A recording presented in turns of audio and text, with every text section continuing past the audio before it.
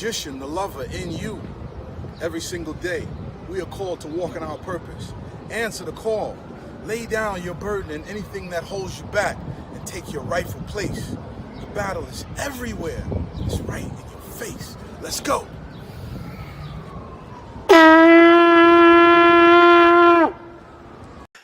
Magnets, crystals, pyramids. Magnets, crystals, pyramids. Magnets, crystals, pyramids.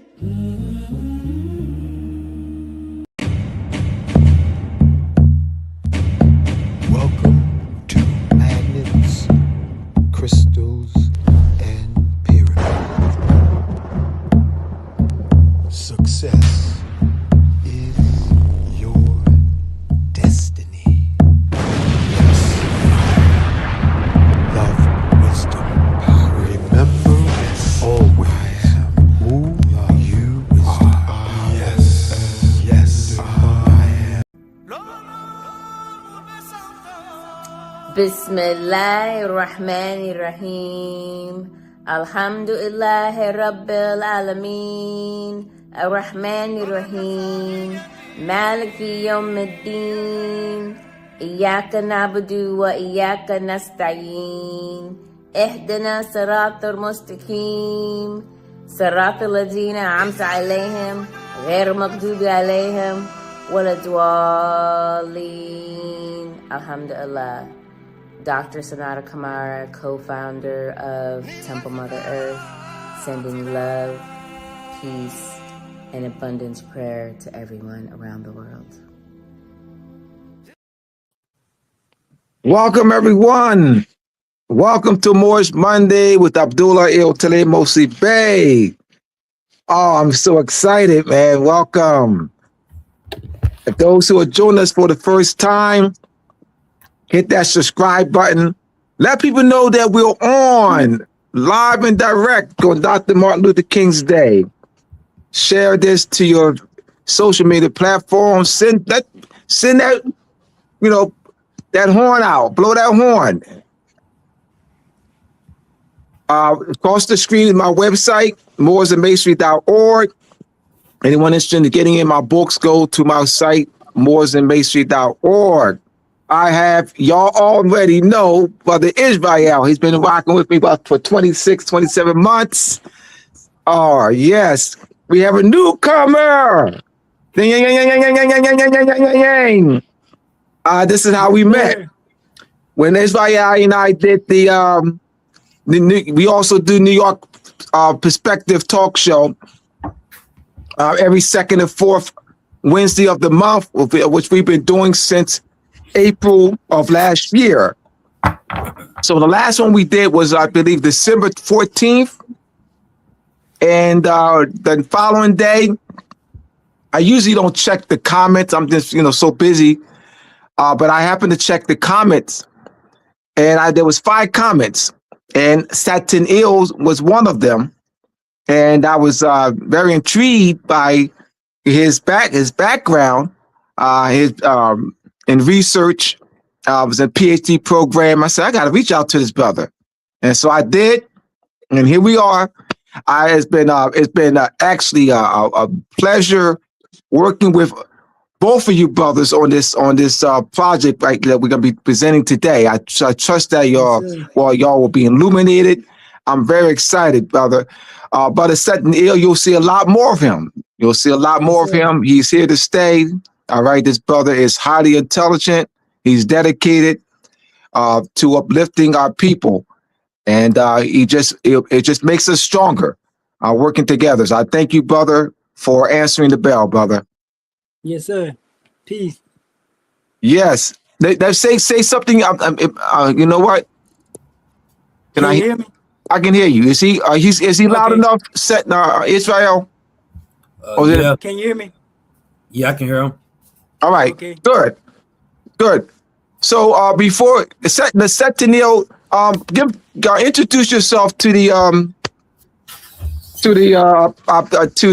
audience. Give them a little bit your background before we get in.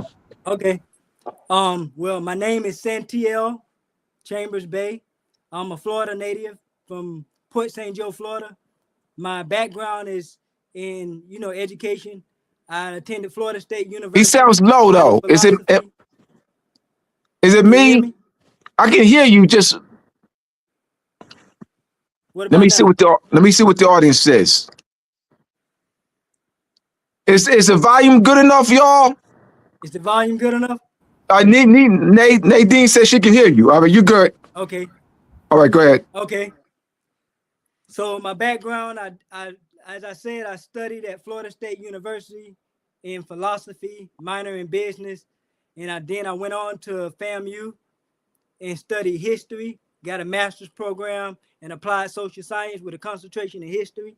And then from there, I went down to Florida International University, where I furthered my studies in Hey, SantiEl is saying that you're low. Jeffrey just said, text that you're low. Try to go to your settings Hello? and turn the microphone all the way up. See if that works. Yes. Let me see. As he's doing that, welcome everyone who's just joining us. Hit that like button, hit that subscribe button if you haven't done so already. Those who are new, let people know that we're on. We have a very thought-provoking lesson for you tonight. What about now? Did you do that? We ready? What about now? Can you hear me now? Is it better now? Should be. That's better? Yeah, it's louder. It should be. Yeah, a little bit. Yeah. All right, go ahead. Okay. Can you hear me better now? Yeah, it's better. It's better. Okay. All right, go continue.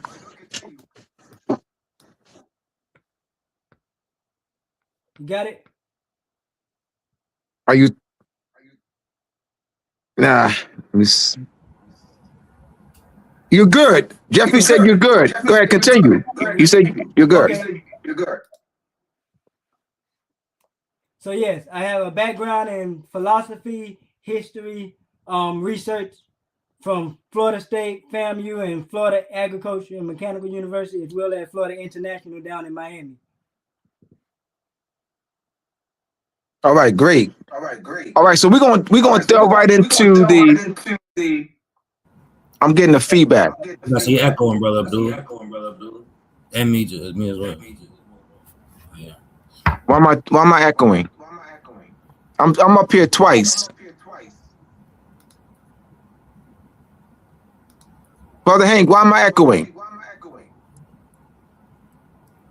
I think I am too. Yep. You hear your echo? Yep.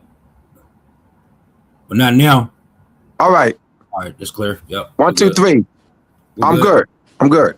All right. So we're gonna jump right into the show. All right, you want to put the screen up, share the screen, so we have thought. Tell them to mute their mics when not talking. All right. All right. Yes. Thank you, Hank. So we got mute your mics when you. So I'll just everybody, y'all two mute your mics. So if you're not talking, you're gonna mute your mics. All right. So judged by skin color or a hidden truth, or the cover up of a hidden truth. Judged by skin color or a cover up of a hidden truth. So we're going to we're gonna dissect an excerpt of Dr. King's speech, his famous "I Have a Dream" speech, and we're gonna analyze it. All right. So we can bring the screen up and get started. Brother SantiEl, do you want me to share the screen, or you got it?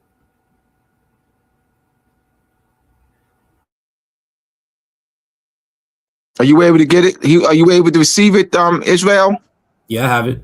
All right, so if you can share it then, because Israel's used to doing it. So we get going.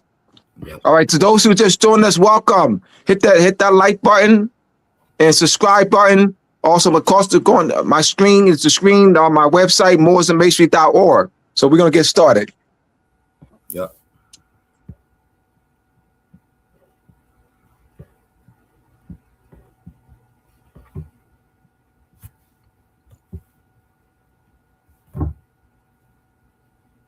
right. I see the screen up there. It's supposed to be sharing the. They once again judged by skin color or a hidden truth or a cover up of a hidden truth. All right, so while we're presenting, we ask you to type your questions or comments in, and then when we go to the comment section, ready to do some ask some questions, answer some of your questions, or read some of your comments, we can do that. So it's not coming up. It's up. It's on here, but I don't know what's going on with when I'm sharing the screen. It's showing whatever screen I go to. It's showing the screen that we're on the stream. Yeah, we on screen. No, I know. I see that live. That's not what I'm sharing. Right. So I stop it. About to do it again. It's the third time. Uh-huh. Go to my windows. I'm not sharing the entire screen. I'm just sharing the windows. So the windows, right. Press share. Can only use another. Same thing is happening. Can only use another YouTube channel for 15 to 30 seconds. I don't know what that means. It's the same way I've been doing it. That's just nothing different. This is.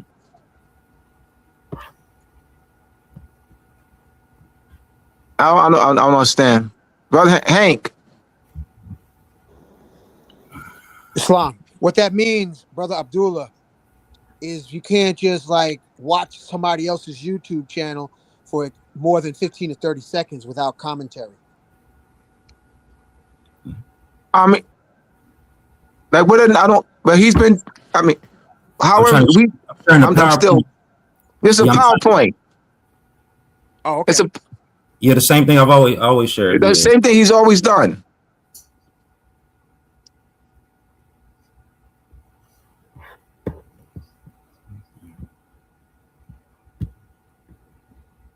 You see that, Hank? He's trying to stop. Why is that coming up? All right, peace, everyone. Wow. Welcome to those who are just joining us to Moorish Monday with Abdullah Il Mosi Bey on Magnus Crystal's Pyramid YouTube and the Moroccan Post Media YouTube.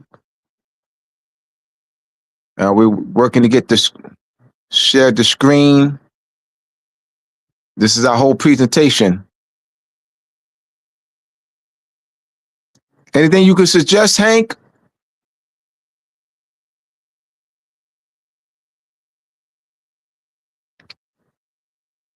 Why is that coming? I mean, share slides and.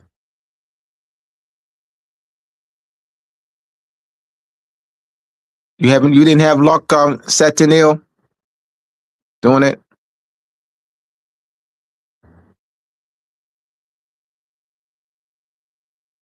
Oh, wow.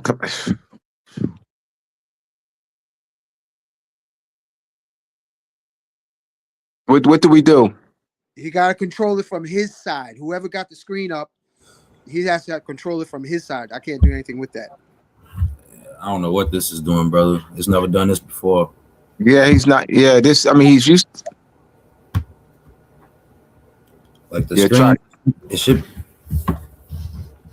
Yeah, try it again. Pull it. Hank, pull the screen up now that I'm sharing. See if that. There it is. Oh, there it is. My man. Thank you, brother. Mm-hmm. Appreciate you. Yeah, we put time into this. You got all right. Yep. Yeah, this is it. I see it now. Yeah, I see it now. All right, good. Y'all, all right, so y'all take it out. You know, y'all started off. All right. So this is Martin Luther King Jr. Day lecture honoring Moorish history, judged by legal status or judged by skin color. Martin Luther King's speech. I have a quote. I have a dream that my 4 little children will one day live in a nation where they will not be judged by the color of their skin, but by the content of their character. Special guest speakers, Yisrael Bey, Abdullah Bey, SantiEl Bay.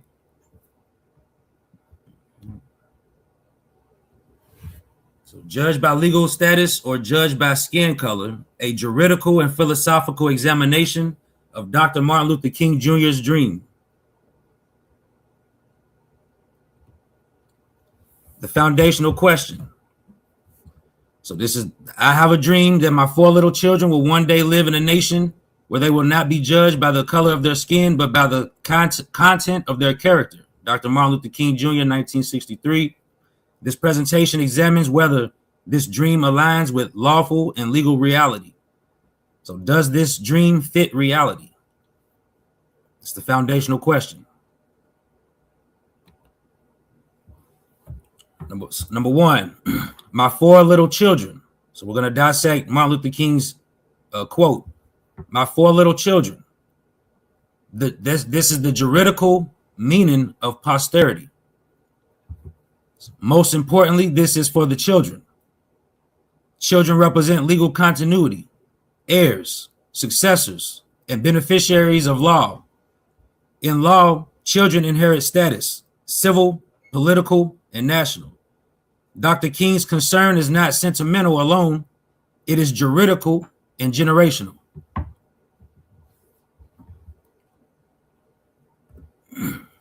Number 2, will one day live in a nation versus population of stateless individuals. A nation in law is a body politic recognized under the law of nations. Nationality precedes civil rights. Without nationality, rights are discretionary. Justice Daniel, 1857, relied on Vattel's Law of Nations, 1754, treated nationality as a determinative.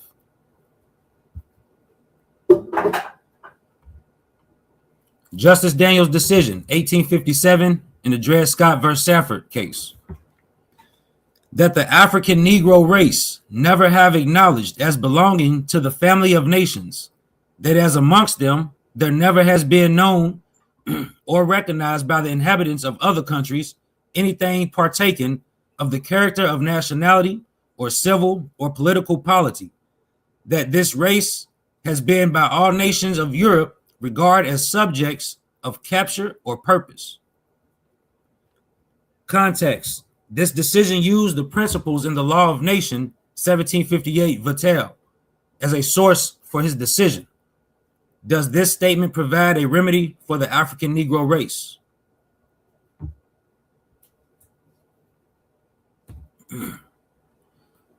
Principles of grammar: Black, English grammar, Negro, Spanish grammar.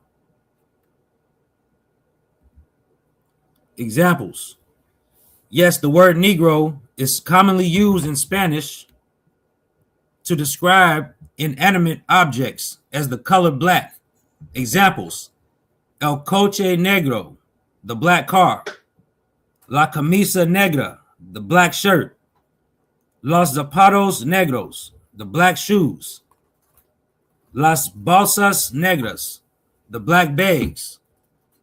In these examples, Negro, or its feminine and / or plural forms, negra, negros, negras, functions as an adjective to describe the color of the inanimate objects: car, shirt, shoes, bags.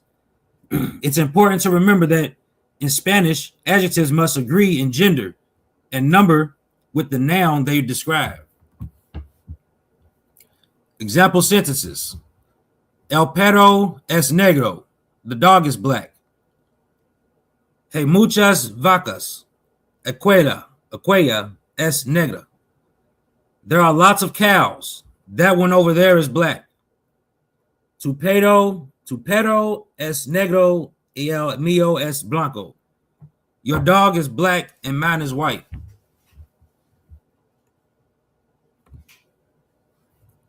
Principles of etymology: learning the 9 parts of speech using etymology. The word noun is a noun, and it functions in grammar. The function in grammar is a name, a word that denotes a thing, material or immaterial. From pi root, nomen, name. For more clarity, a noun is a naming word. A chair is not a noun. Saying a chair is a noun is incorrect. However, the word chair is a noun. Therefore, saying the word chair is a noun is correct. The word chair is used to identify, not to describe, an object which consists of 4 legs, a seat, and a back. The words below are nouns, common and proper. Left column, we have common nouns: car, nationality, country, store, dog. In the right column, we have proper nouns: Mercedes, Moore, Morocco, Walmart, Rottweiler.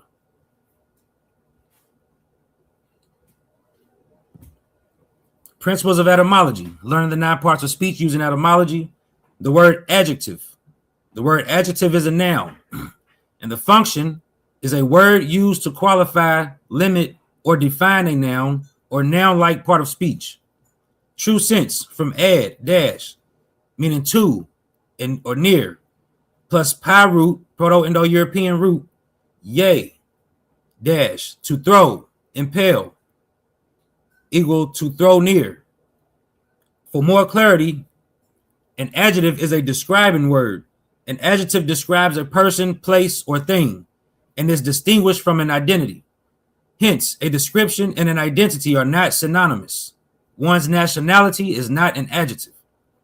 The words below are adjectives: black, white, big, small, loud, quiet, aboriginal, foreign, foreign. Yeah, that is, one nationality does not describe and identifies. So Indeed. white identity, black identity. This, it violates the rules of grammar, of English grammar, Spanish grammar. White identity. This is white. I'm pointing to a car. I'm standing next to the car. So the demonstrative pronoun, this, points to, indicates that I'm near it. This is white. Because I'm standing next to the car. This is white. White doesn't identify that which I'm pointing. White describes an aspect of the car.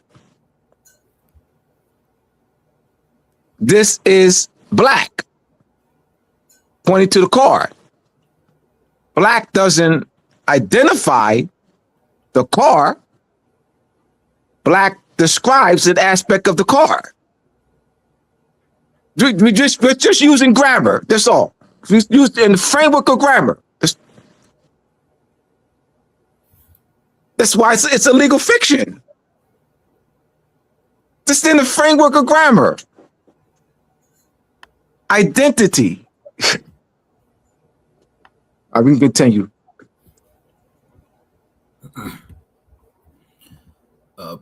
Principles of etymology. The word verb. The word verb is a noun.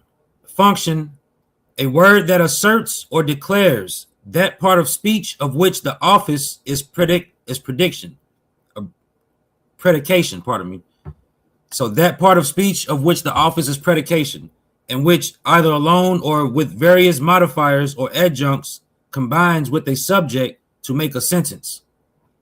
From pi root, that's Proto-Indo-European, PIE, where, dash, meaning to speak. Sanskrit, vrata, dash, meaning command or vow. For more clarity, a verb is an action word. A verb is not the action. A verb is a word used to identify or denote a specific motion, movement, or action. The words below are verbs. The words below are verbs: paint, color, unite, protect. Those are all action words that describe or that identify actions.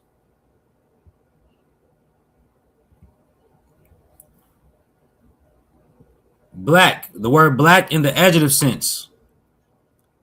Using etymon line, dictionary, origin and history of black. Black, adjective. Old English, Blake, absolutely dark, absorbing all light, of the color of soot, or co, reconstructed to be from Proto-Germanic, reconstructed to be from Proto-Germanic, blackas, burn, source also of Old Norse, blacker, dark, Old High German, blah, black, Swedish, black, ink, Dutch, blaken, to burn, from pi, blag, to burn, gleam, shine, flash, source also of Greek, fledging, to burn, scorch, Latin, flagrare, to blaze, glow, burn, from root, bel, bhel dash, meaning to shine, flash, burn. The usual Old English word for black was swart, see swart. We laying the foundation, my brothers and sisters. Laying the foundation. Indeed. Using grammar as a foundation. Yep. Staying in bounds of laws for the language. So the word black isn't in the adjective sense. Continued. The same root produced Middle English blake, pale, from Old English black, bright, shining, glittering, pale. The connecting notions being perhaps fire, bright, and burned, dark, or perhaps absence of color. According to OED, Oxford English Dictionary, in Middle English, it is often doubtful whether black, blake means black, dark, or pale, colorless, wan, livid, and the surname Blake can mean either one of pale complexion or one of dark complexion.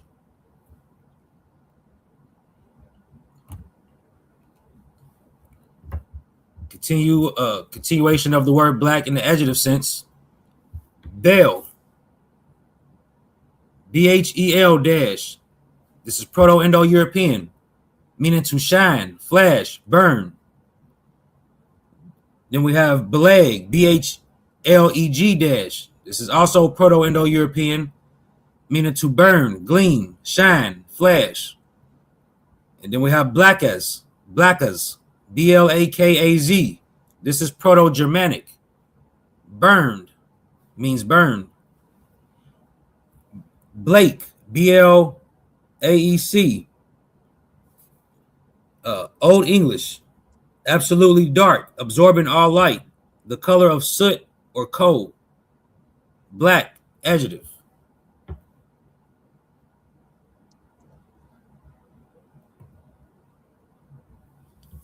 Now we're going to examine the word black in the verb sense. Black, verb. Century, 1200. Intransitive. Become black. Early 14th century. Transitive. Make black. Darken. Put a black color on. From black, adjective. Especially clean and polished boots. Especially clean and polished. Boots, shoes, etc. By blacking and brushing them. 1550s. Related. Blacked, blacking. So this is showing us that the verb sense of the word black comes from the adjective sense of the word black.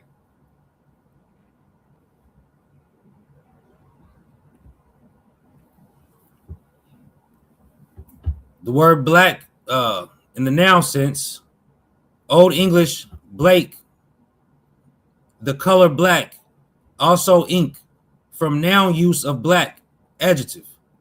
It is attested from late 14th century as dark spot in the pupil of the eye.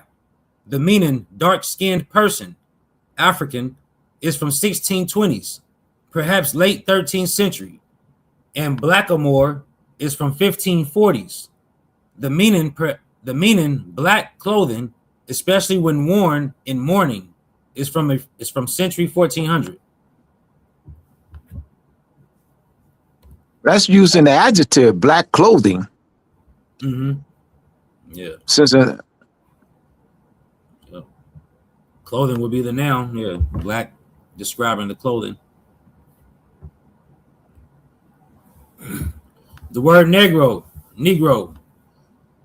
1550s, member of a black-skinned race of Africa, from Spanish or Portuguese. Negro, black, from Latin, negrum. Nominative, Niger. Black, dark, sable, dusky. Applied to the night sky, a storm, the complexion. Figuratively, gloomy, unlucky, bad, wicked. According to Devan, a word of unknown etymology. According to Watkins, perhaps from Pi root, Proto-Indo-European, nequit, meaning night. The Latin word also was applied to the black peoples of Africa, but the usual terms were Aethiops and Afer. Now let's look at this. Now you see this. Now you see this distortion here, this fiction. It's fiction. And how because they took the grammar, because they're applying it to a people as this is an identity of a people. Negro is an adjective, and it describes inanimate objects. And they'll say the Latin word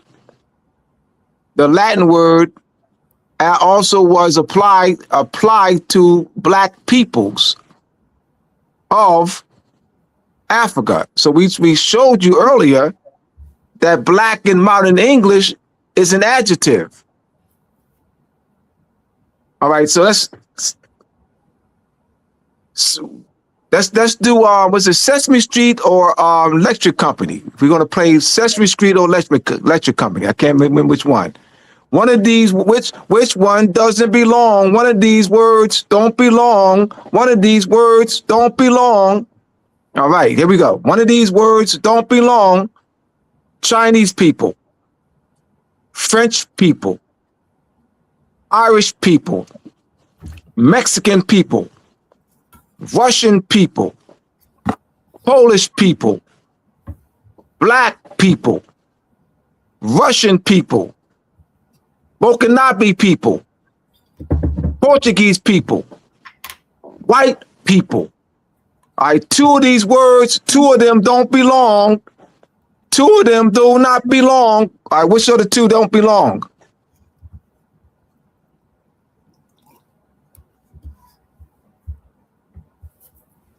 Which of the two don't belong? Black, white.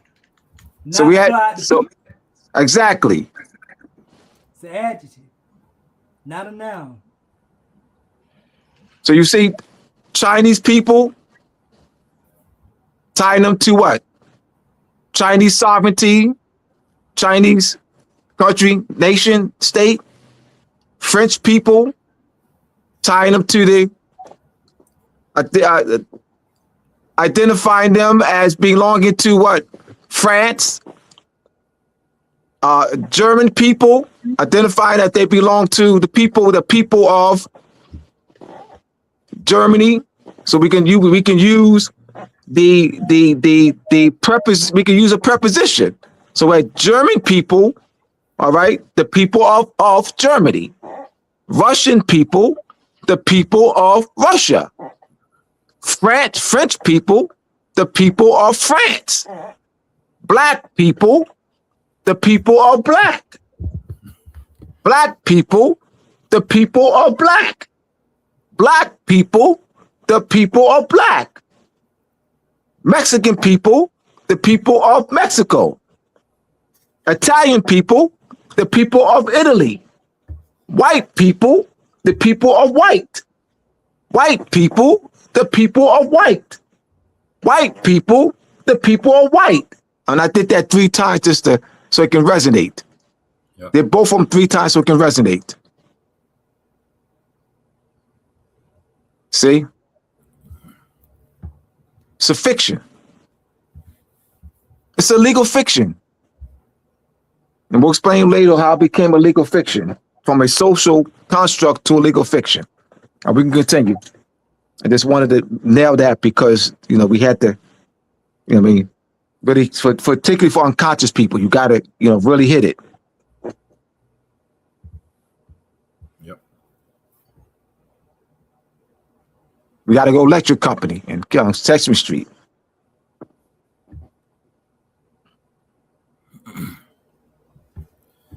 So, You want? I said there. You want to read? Yeah, I can take over. All right. okay. Go to the next slide.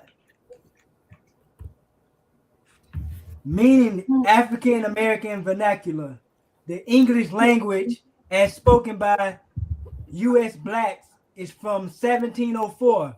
French, negre, is a 16th century borrowing from the Spanish negro. Old English words were Moor and blackamoor. A Middle English word for Ethiopian, perhaps also a negro, generally was blue man.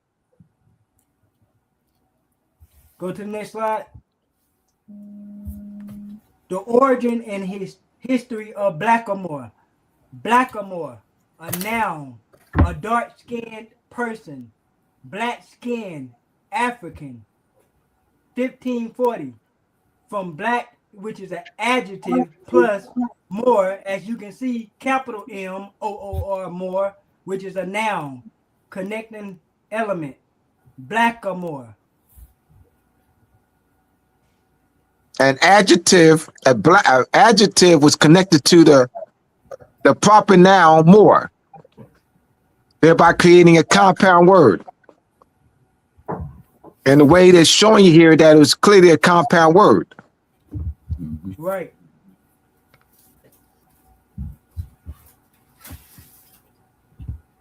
You can continue. Moor, North African Berber, one of the race dwelling in Barbary, late 14th century, from Old French, more, from medieval Latin, moros, from Latin, moros, inhabitant of Mauritania, the Roman Northwest Africa, a region now corresponding with northern Algeria and Morocco. From Greek, moros, perhaps a native name or else cognate with moros, black, quote, black, but this adjective appeared in the late Greek and may as well be from the people's name. Also applied to the Arabic conquerors of Spain, being a dark people in relation to the Europeans. Their name in the Middle Ages was a synonym for negro, later the 16th and 17th century being the name of the Near East Muslim to Western Europe. It was used indiscriminately of Muslim, Persians, Arabs, etc., but especially those in India, cognate with Dutch Moor, German Moor, Danish Moor, Morer, and Spanish Moro, Italian Moro. Hey, SantiEl, we have a comment. We have a comment, and I want to comment on this comment. Okay. Yakub, you commented. There's no such thing as black and white. There's no such thing as black or white. Now we want to, and teaching unconscious Moors. This is for unconscious Moors. I mean, this is for conscious Moors. And teaching your loved ones, your co-workers, your neighbors, family members, you want to provide more clarity. You know, if you just say that there's no such thing as black or white, it will be no different than you're saying buta, buta, buta. No, to them, it won't be no different if you say buta, buta, buta. Because neither one, they won't understand buta, buta, buta. Nor would they understand there's no such thing as black or white. So we have to, you want to provide more clarity. Black, the words black and white are not identities. They do not identify. You want to say, The words black and white do not identify. They describe inanimate objects.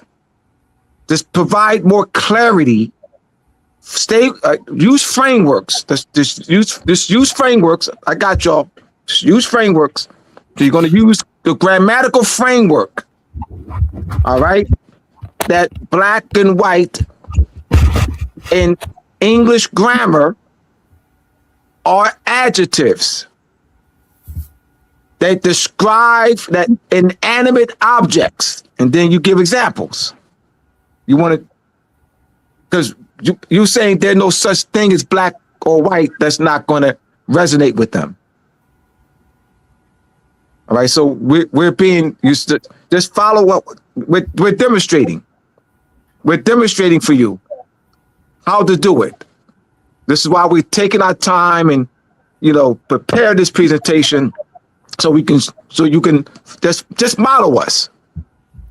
Just model us. Just model what we're doing as far as the framework. And you have to be this detailed.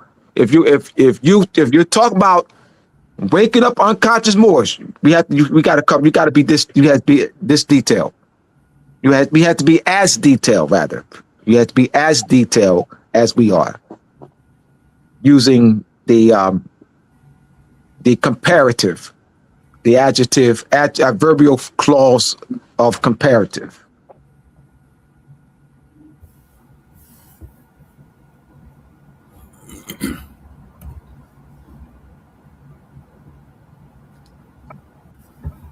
Social engineering applied fiction.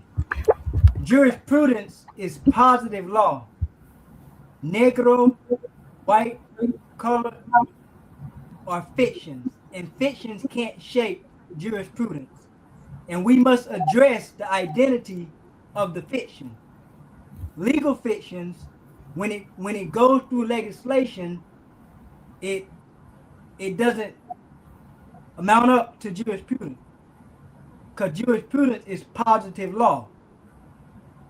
On job applications, the census, passport applications, any kind of application where you have the criteria that place you as black, white, color, they placing you in a legal fiction.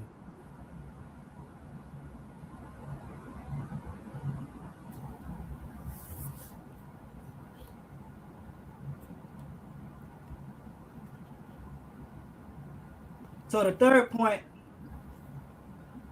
of Dr. King's speech, it says, not judged by the color of their skin.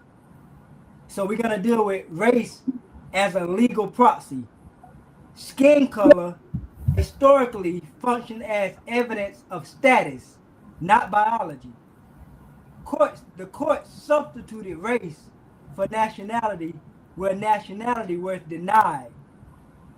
This converted a political question into a racial one. The color of their skin. The fiction, that's the cover-up. This is the real issue. It's a concealment to hide the people from their true status. It is the social engineering that keeps people away from the remedy. And the remedy is the reality that we are not crayons. Color dehumanizes us so that we don't know the remedy. Again, concealing the knowledge so that we don't seek to find the remedy.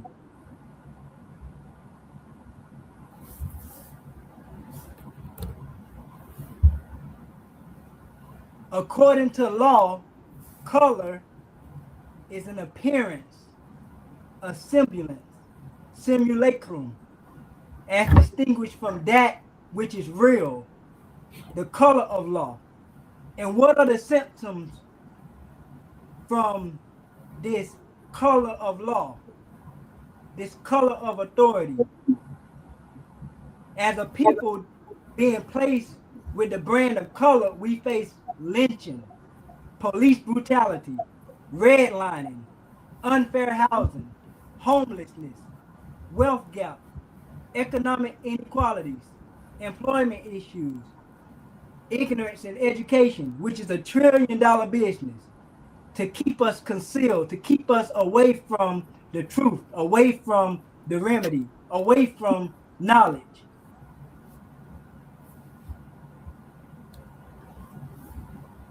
Systemic discrimination, wrongful conviction, the Jim Crow, healthcare, psychological stress, dealing with anger, anxiety, depression, physical health issues, unfair treatment by police and institutions, profiling, and cultural identity theft.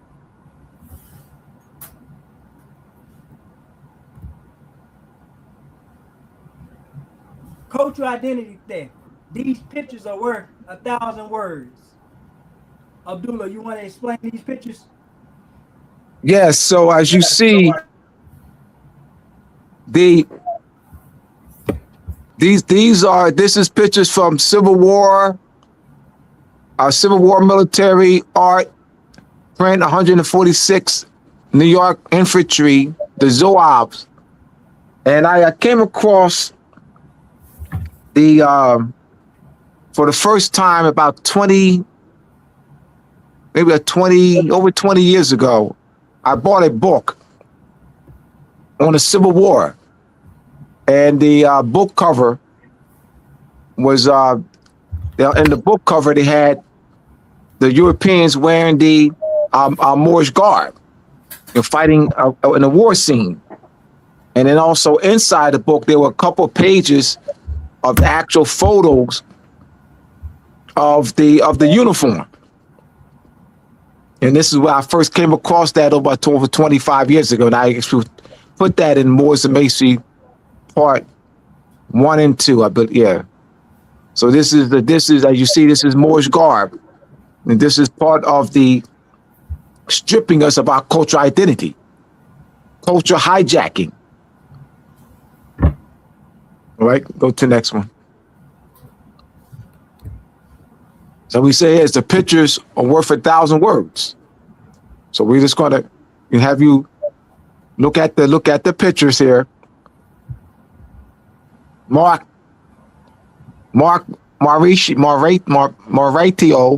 Civil War military art, print 40th New York Zouaves signed. So we have another one by the same artist. The 146 90 New York Zouave drum major. Look at the Moorish garb. Let's take a beautiful. If this ain't culture hijacking, I don't know what is. Let's take a good look at the culture hijacking. To disassociate us from our culture. All right, we'll go to the next one. Beautiful Moorish garb. This is first Louisiana, Bethune Coppin Zouave.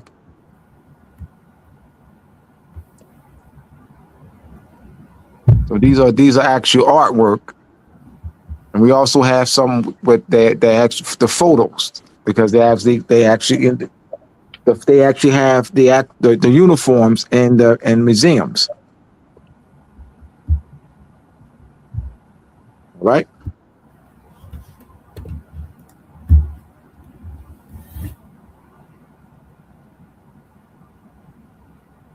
I can't see that to read, but that's fine.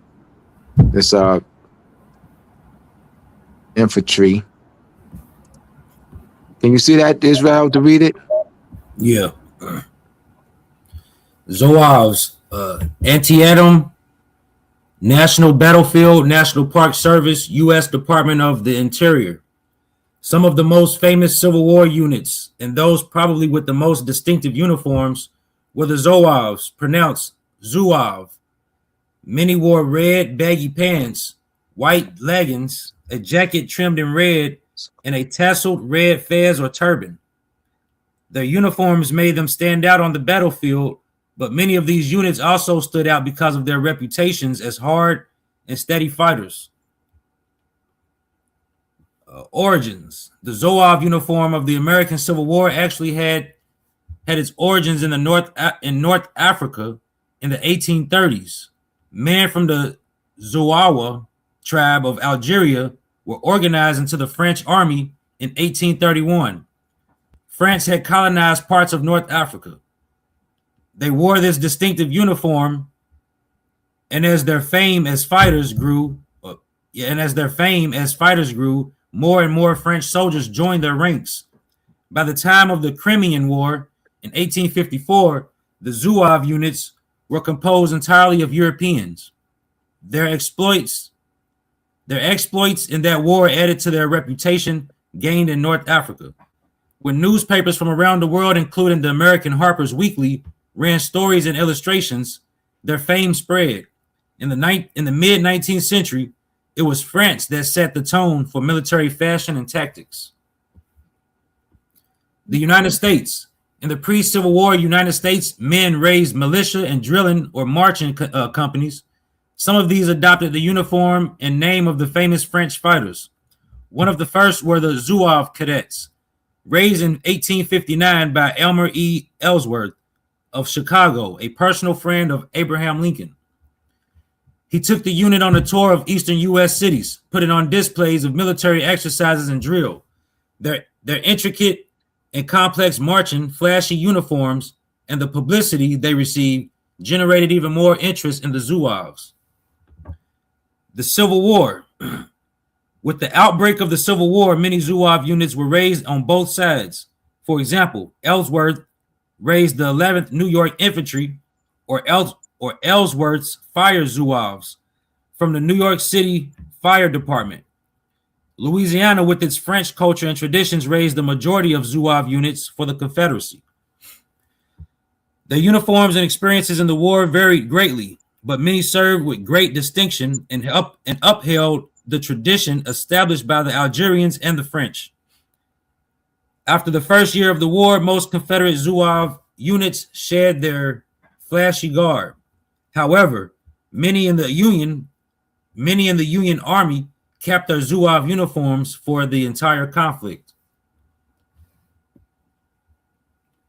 So we set the tone. They said that the French had to say the hijacking. Mm-hmm. Yep. Yep. The French set the tone for fashion. Yep. It says the origins are in North Africa. That's the origins. Well, they said that the French set the tone for fashion. Yeah. Oh man, you know. So they got from the Moors. Yes, absolutely. Hijackers, culture bandits. And also the name of these pants are called Sarous, Sarouel. That's the origin of the name of these style pants. So that's the Moorish name. The Moorish name for these pants is called Sarou. Sarou. Yeah. And then when the Spanish adopted it, the style, they called them Spanish breeches. All right. Ches. And Germany, when Germany adopted them, they called them Greguskos. You see how they adopted it. So you see our influence, even in fashion. Yep. That we're not getting credit for. Right. Like, there's nothing new. We're not doing anything new. We're restoring. What new do we need to do? It wouldn't be new. Right? What is that we need to, it's the sovereignty's there. The sovereignty's been established, it's dormant. We have to renew our, restore Moorish national consciousness through education and networking. I ain't gonna leave it at education. Y'all thought I was gonna put a period there. No. I ain't gonna put no period. No, education, outreach, Yeah. networking, strategic planning, organizing the people in study groups and political structure. I ain't gonna ever just say education. And we gotta organize, gotta network, get outreach. I can continue.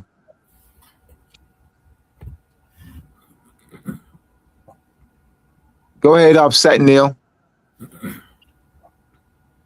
The vintage Mechanical Shriners Parade.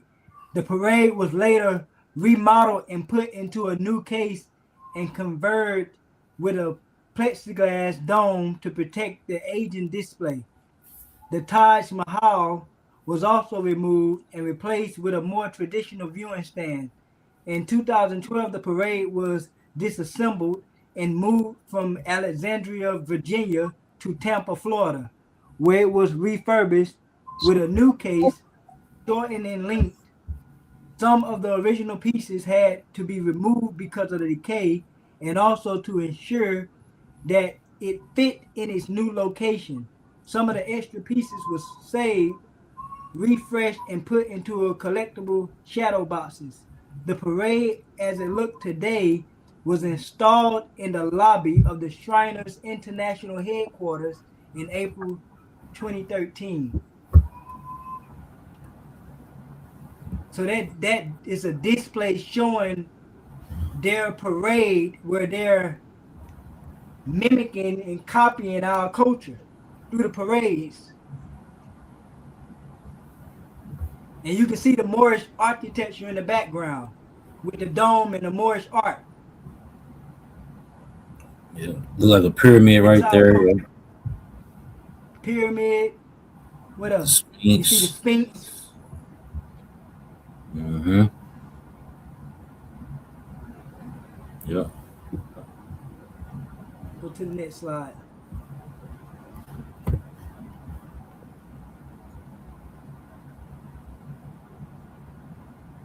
Incoming potentate watches its subject stuff.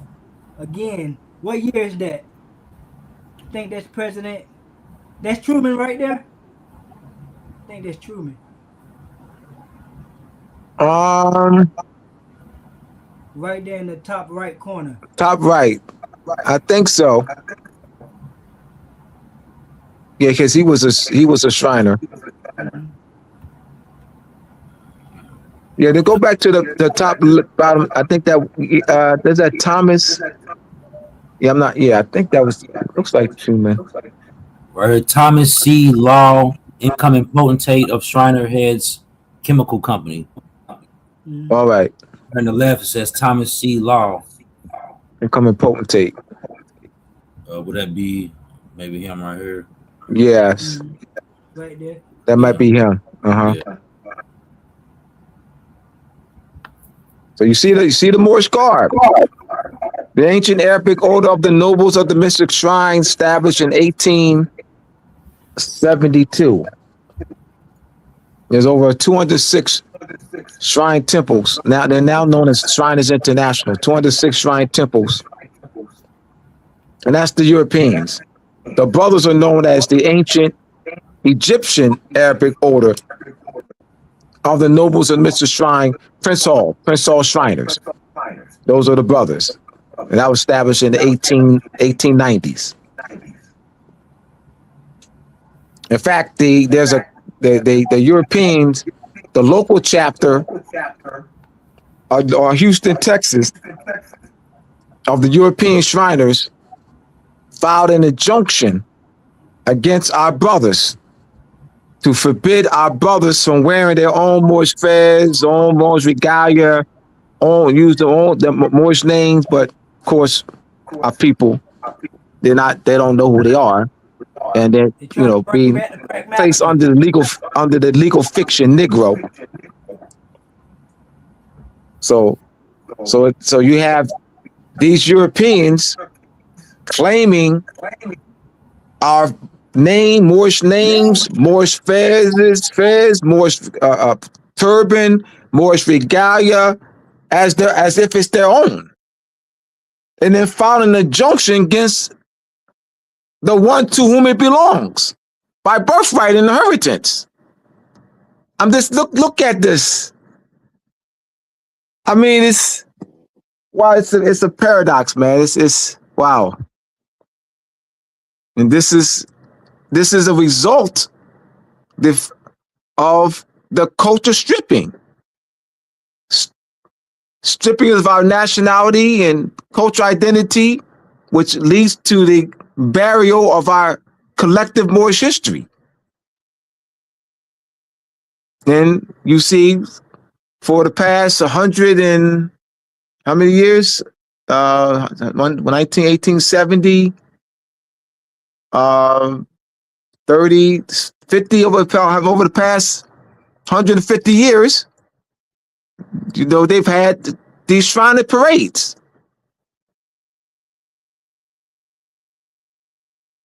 We can go to the next one.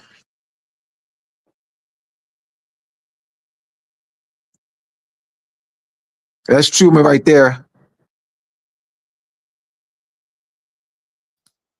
U.S. President Truman, Center, was a member of the ancient Arabic order of the nobles of the Mr. Shrine, or a Shriner. The Shriners Parade returns to New Bern.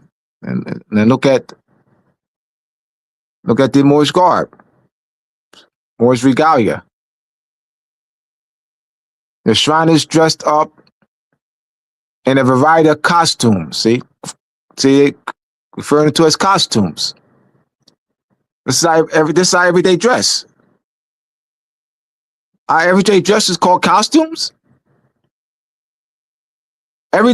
Moorish regalia. Moorish regalia is reduced to being called costume. What does costume? What does that connote? What does that connote? The costume. What does that convey in your mind? Connote costume.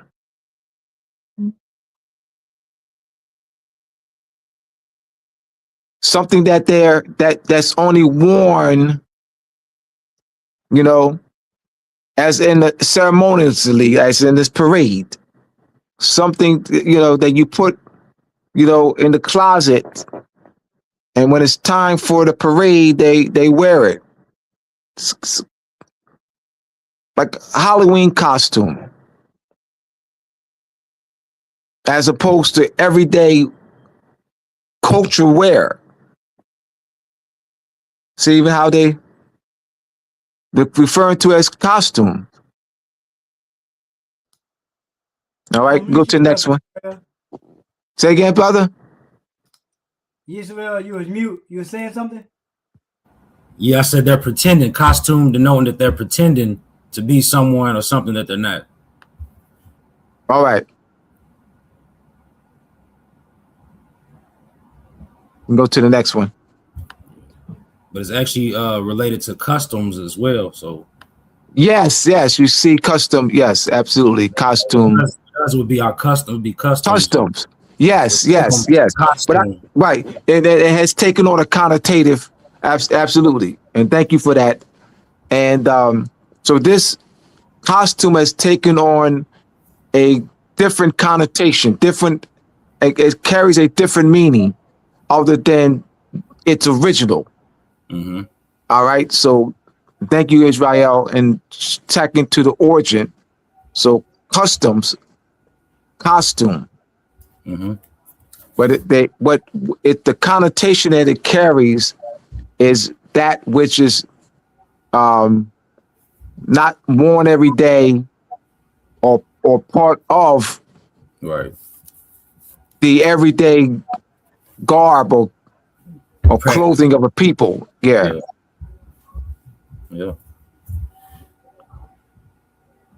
And most people won't see the word custom in costume. They don't want anybody to make that connection. So thank you for that. Indeed.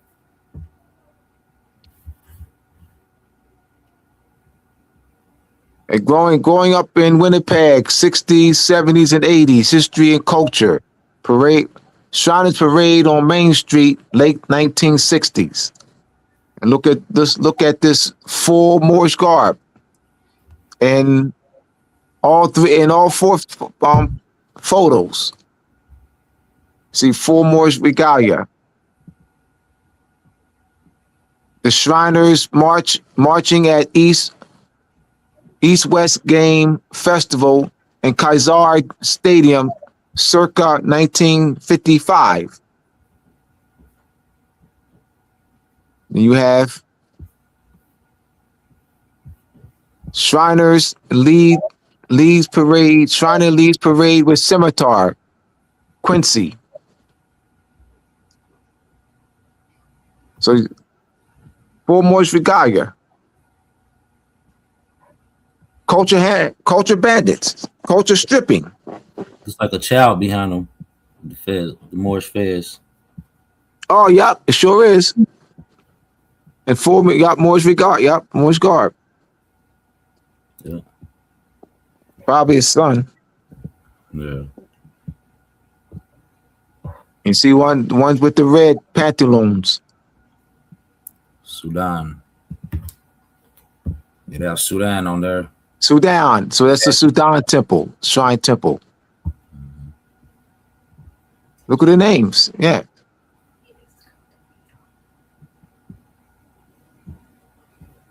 All right, we can continue.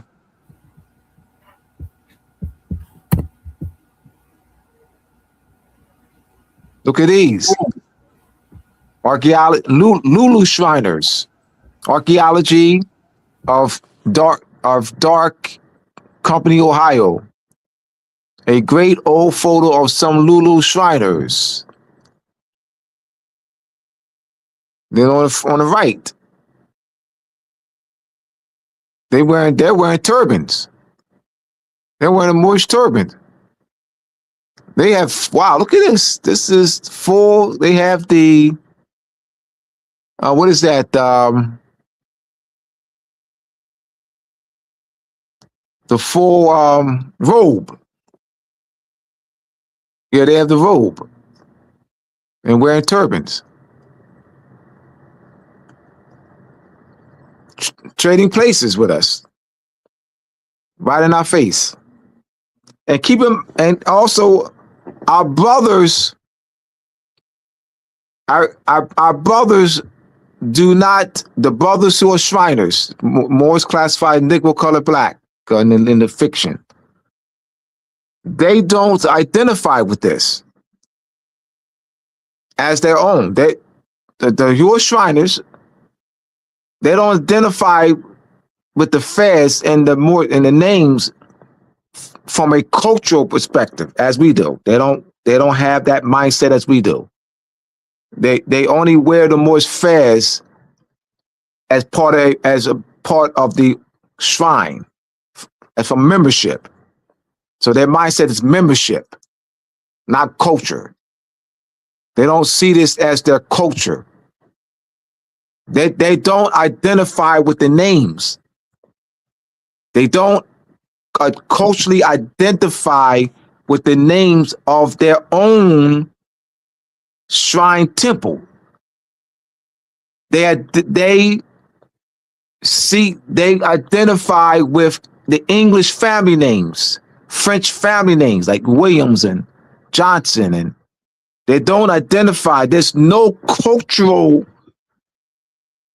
connection that we have. We have a cultural connection as far as our mind. And we know that this is our Moorish fez by culture, by inheritance, by birthright. But they only view it as, membership of the shrine. Just a member. See the disconnect? We're talking about Shriners now. We talk about Shriners that look like me. Prince Hall Shriners that look like me. That wear the Moorish fez. The Prince Hall Shriners that wear the Moorish fez with the Don't have the Egyptian name or Moorish name. Right. There's a disconnect. They're wearing it on their head. It's still a disconnect. It's a mental disconnect.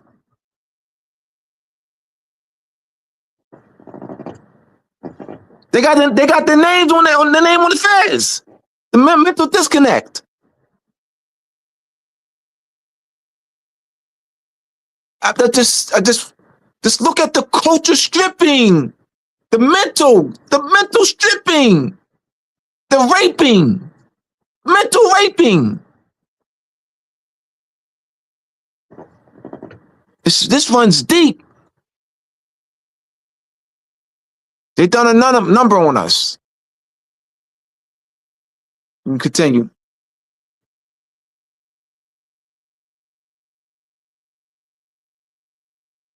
You want to read that?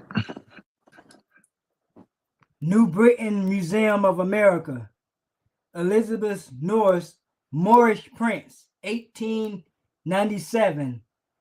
All on canvas, 32 by 23, 3/4 inch, oil painting by Harriet Russell Stanley Fund and throughout the exchange of 1981. The Moorish Prince, also titled Head of an Algerian, is the strongest and most dramatic of North African subjects.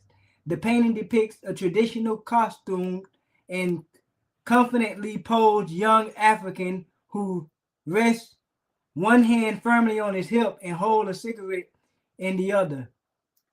He wears a white turban around his head and several layers of clothing wrapped loosely around his body. Blue, green, yellow fabrics add colors accent to his essentially monochromatic robe, and a vivid red waistband contributes with an especially bright note, showing you the Moorish drip. Look at that. Beautiful. Go to the next one.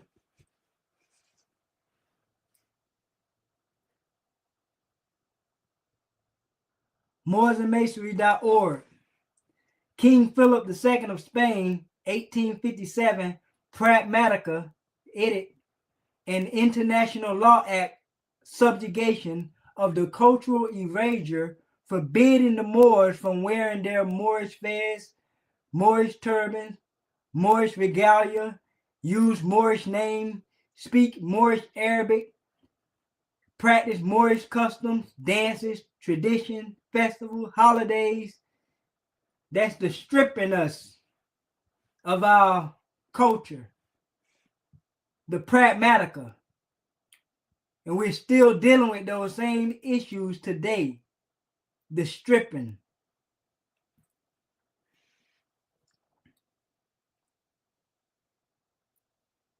I can't see that. It's too. There you go. Yes, King Philip II outlawed Moorish cultural practice, including specific clothing like the fez and the turban. Throughout 1567, the edict aimed at eliminating what he saw as Islamic customs among the Moriscos Muslims who had converted to Catholicism. This edict, which was banned their language, dances, and other traditions, was part of a broader effort to force full assimilation and was a key factor in leading to the Granada Rebellion. Keyword, force. We were forced out of our culture. The cultural suppression, the 1567 edict was decisive step. It was very decisive by King Philip. Its policies of suppression, the Moriscos culture to enforce religion conformity, clothing ban, prohibition specifically targeted traditional Moorish dress, including the fez and the turban, as part of a larger effort to erase their cultural identity. I think we saw earlier in the comments somebody asked why is it hard for us to get it? Because it was forced out of our psyche. It was forced away from us. It was stripped from our ancestors. So if something was taken away, how do you know that that once was yours if it was taken away? So we have to restore that. We have to restore that mindset in knowing that it was ours. We can't look at it as if it's theirs when it's been our culture the whole time.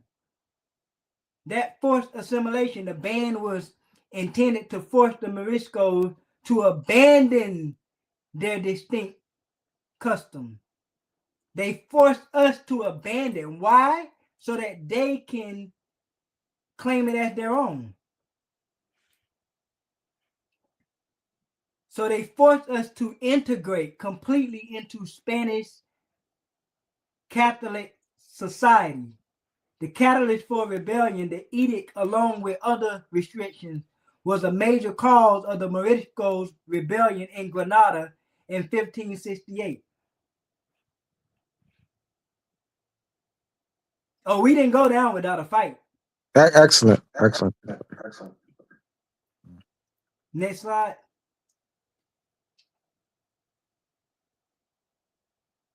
Yeah, this is from J. Rogers' book, Nature Knows on Color Line, Chapter 6, The Negro as Moor and European Aristocratic Families.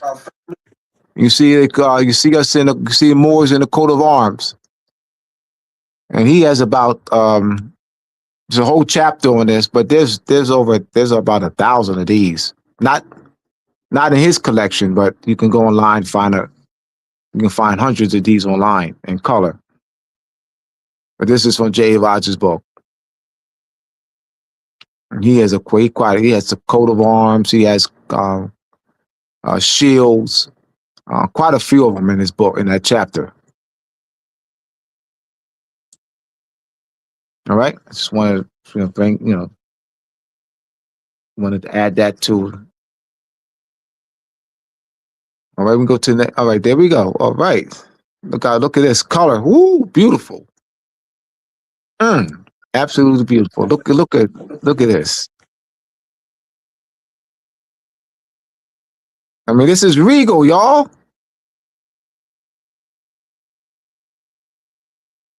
And we show pictures of Europeans, hijacking it. In fact, if you go online for a company that sells the Moorish fez, they have it classified as they advertise it as Shriners Fez. See the culture stripping, the renaming, the Moorish Fez to the Shriners Fez. Look, mommy. 2000, I think it was 2013. I was in Indianapolis, a group of brothers to take pictures for Moors and Main Street Part 1, Shriners Parade, and I was Ustreaming. Remember Ustream? I was Ustreaming it live. And I was standing next to a girl, 5-year-old girl and her mother, and she see all people that look like these Donald Trump. Hundreds of males that look like Donald Trump. Hundreds. Wearing our Moorish fez from all over. Hundreds. Look, mommy, they're wearing the Shriner's hat. See, the culture stripping. The social engineer. This house. SantiEl read the Pragmatica, 1567. It's alive and well today. That's the result is our massive ignorance. The result of our not knowing. The result is our condition over the past 200 years. There's our subjugation. Let me use subjugation because that invokes international law. All right. Understand that I use certain words to invoke international law. To take it out of the United States jurisdiction. Take it out of the United States jurisdiction. It's not a constitutional violation. As long as you say constitutional violation, It stays within the United States jurisdiction. When you use subjugation, crime against humanity, cultural genocide, human rights violation, it takes it out of the United States jurisdiction. When you use subjugation, it indicates that we are a people of a foreign state and being subjugated by a foreign state, i.e. United States. When you say constitutional violation, you don't indicate that you are a people of a foreign state. I'm explaining why. I will not just say this. That means nothing. Why? Understand the elements of subjugation. It's a state subjugating another state. A state subjugating another state.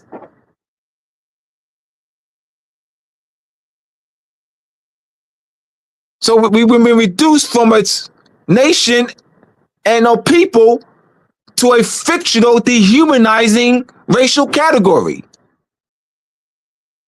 And we'll get into you'll get into that when we get into Justice Daniel's statement. Continue.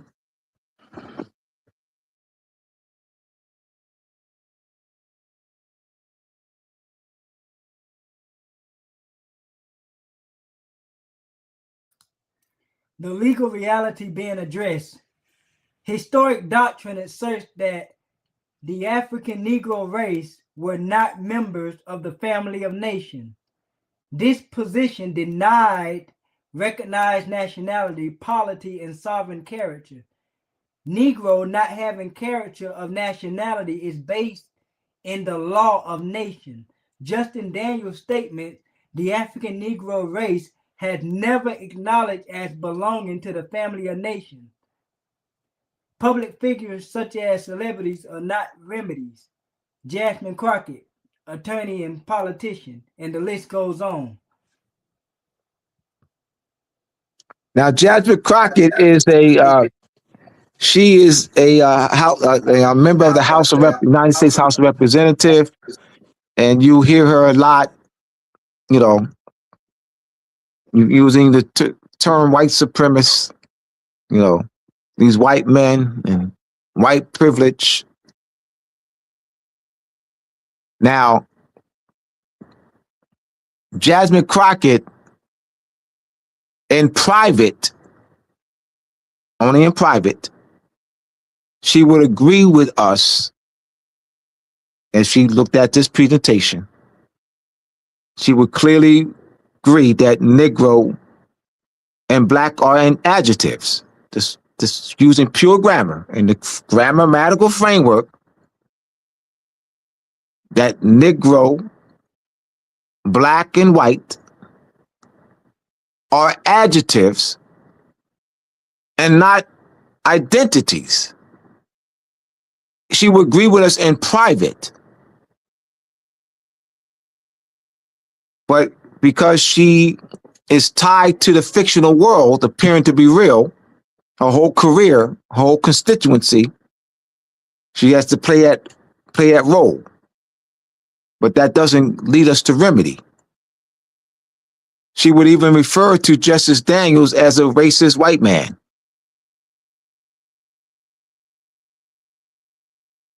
The African Negro race. Negro's not a people. Negro is an adjective described in Spanish grammar. Once again, in Spanish grammar, Negro, the word Negro is an adjective that describes inanimate objects. When that is what?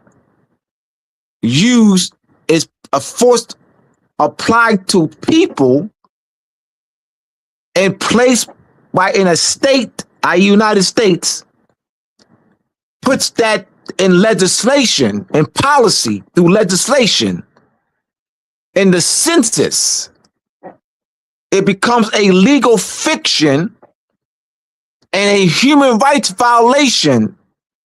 It's subjugation. It's an act of international law. Subjugation.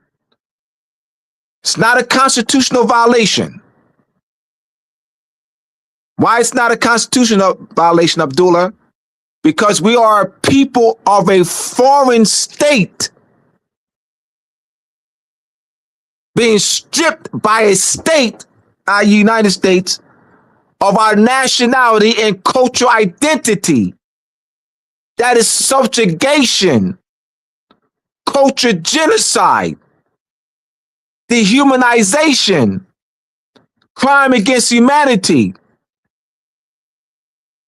I don't want to say constitutional violation.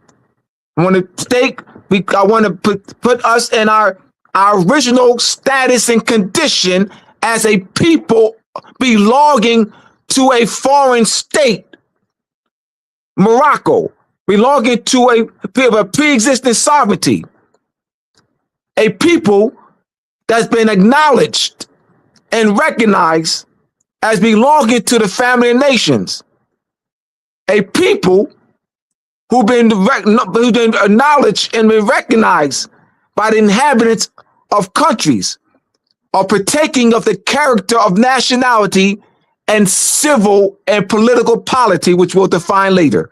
We'll define civil and political polity later. All right? You gotta understand. So I don't play no word games. I ain't just throwing words around. That's ignorance. It's like you got to understand the words you're using.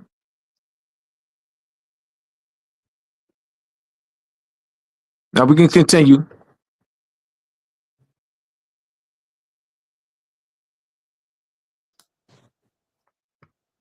Content of character. Capacity versus status. Character refers to conduct capacity and moral agency. Law judges character only after status is established. Without recognized status, character cannot be legally deposited. Negro, color, black has never been known or recognized by the inhabitants of other countries, anything partaking of the character of nationality or civil or political polity. The U.S. used that fictional world in legislation. It appears to be real, but the time period does not change the fact. You cannot make fiction real. Fiction can never be a part of jurisprudence, which is positive law. So as SantiEl read that Negro, colored, black, people of color, African American, those words, those legal fictions do not have character. Content of character. I mean, we are like Dr. King's children, and I think one of them transition, two of them transition. The daughter, one of the daughter and the son, since transition. They're, flesh and bones. So, but we've been placed into a legal fictional category. I mean, we are biologically, we're real. Yes, we're real biologically. Don't force. But so we're talking what legally and political. We're talking legal and political status. Mm-hmm. Yes, we're real biologically, but we're not talking biologically being real. Negro is not real. It's a legal fiction. Colored, it's a legal fiction. Colored people of color, African American. legal fictions having no character of nationality or civil political polity. But we, as a people, yes, but Negroes not a people. Negroes don't identify a people. Colored, African American, people of color, colored people do not identify a people. Having never have been known or acknowledged or recognized as belonging to the family nations, have never been known or acknowledged or been recognized by the inhabitants of countries of anything partaking of the character of nationality or civil political polity. I mean, we got to make it as plain as we can. So we have people of color. All right, one of these things, we're going to do Sesame Street or Electric Company. One of these terms don't belong. People of France, people of Germany, people of Mexico, people of color,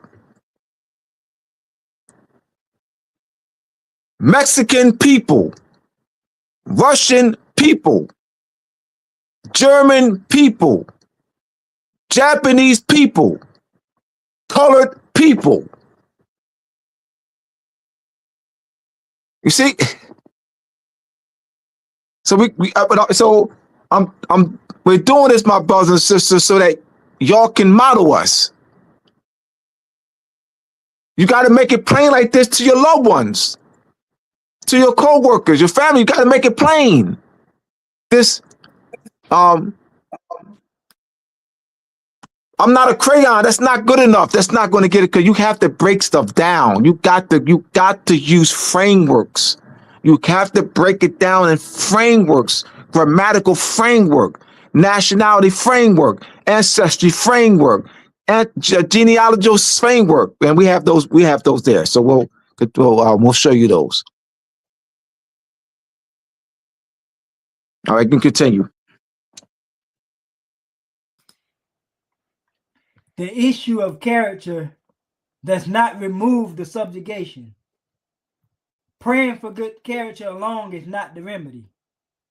We have the preacher, the prophet, says, "My people who are destroyed for lack of knowledge, because thou hast rejected knowledge, I will also reject thee, that thou shalt be no priest to me, seeing thou hast forgotten the law of thy God.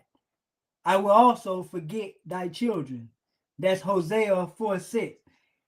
And the jurists, such as Justice Daniels, remedy, which relies on principles of law, not emotion, not feelings. Principles relies on knowledge. We perish because of lack of knowledge. And that knowledge that we are currently talking about are principles of law.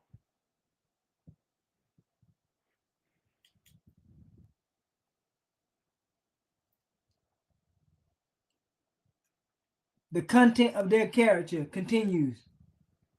Principles that leads to remedy, nationality, pedigree, constitution, national sovereignty, empires, emirates, clans, caliphates, consanguinity, heritage, international trade and commerce, and covenants.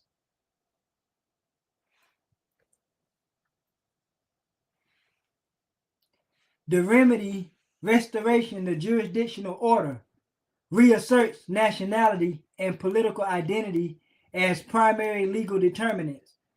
Replace racial classification with lawful status and recognition. Align domestic law with the true principles of the law of nations, using international law principles for remedy. I said the remedy's there already. There's nothing that needs to be drafted up. It's there already. It's always been there. They stripped us of it, took us out of it, took us out of the real world and placed us into a fictional world. And they used that case with Dred Scott is a perfect example to correlate with William Dungy and Joseph Spencer, which happened a few years before Dred Scott. But in this case, you will see remedy. Abraham Lincoln in 1855 defended the Moor, William Dungy. Spencer, who was a European, claimed throughout the community that his brother-in-law, who they called Black Bill, was a Negro. Since 1819, Illinois state laws permitted quasi-slavery and restricted the immigration of free blacks into the state, as other northern states passed personal liberty laws granting additional rights for free blacks. Illinois state toughened its stance against them. In 1848, Illinois state constitution required that the General Assembly to pass such laws at will effectively prohibited free persons of color from immigrating to the settling in this state. Those prohibitions against human rights were passed as black laws and went into force on February the 12th, 1853, the same date the future emancipator Lincoln's 44th birthday.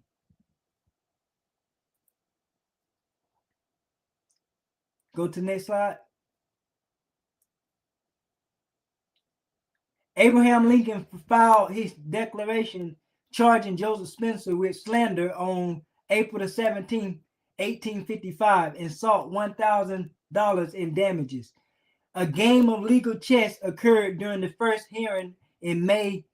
Joseph Spencer's attorney, Clifford H. Moore, Moore, and Lawrence Weldon, also European, filed a demur to Abraham Lincoln's declaration asserting that his charges were insufficient in law.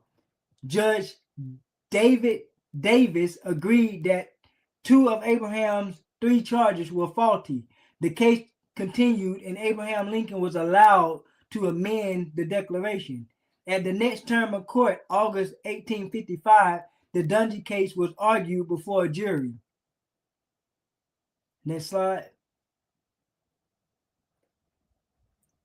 Abraham Lincoln said, I quote, "My client is not a Negro. Though it is a crime to be a Negro, no crime to be born with a black skin. But my client is not a Negro. His skin may not be as white as ours, but I say he is not a Negro, though he may be a Moor." Mr. Lincoln, interrupted Judge Davis, scarcely able to restrain a smile. "You mean a M-O-O-R, Moore, not M-O-O-R-E, Moore?" "Well, Your Honor, a M-O-O-R, not Clifton H. Moore, M-O-O-R-E, he replied. Mr. Lincoln, with a sweep of his long arm toward the table where Moore and I sat, "I say my client may be a Moor, M-O-O-R, but he is not a Negro." Abraham Lincoln won that case.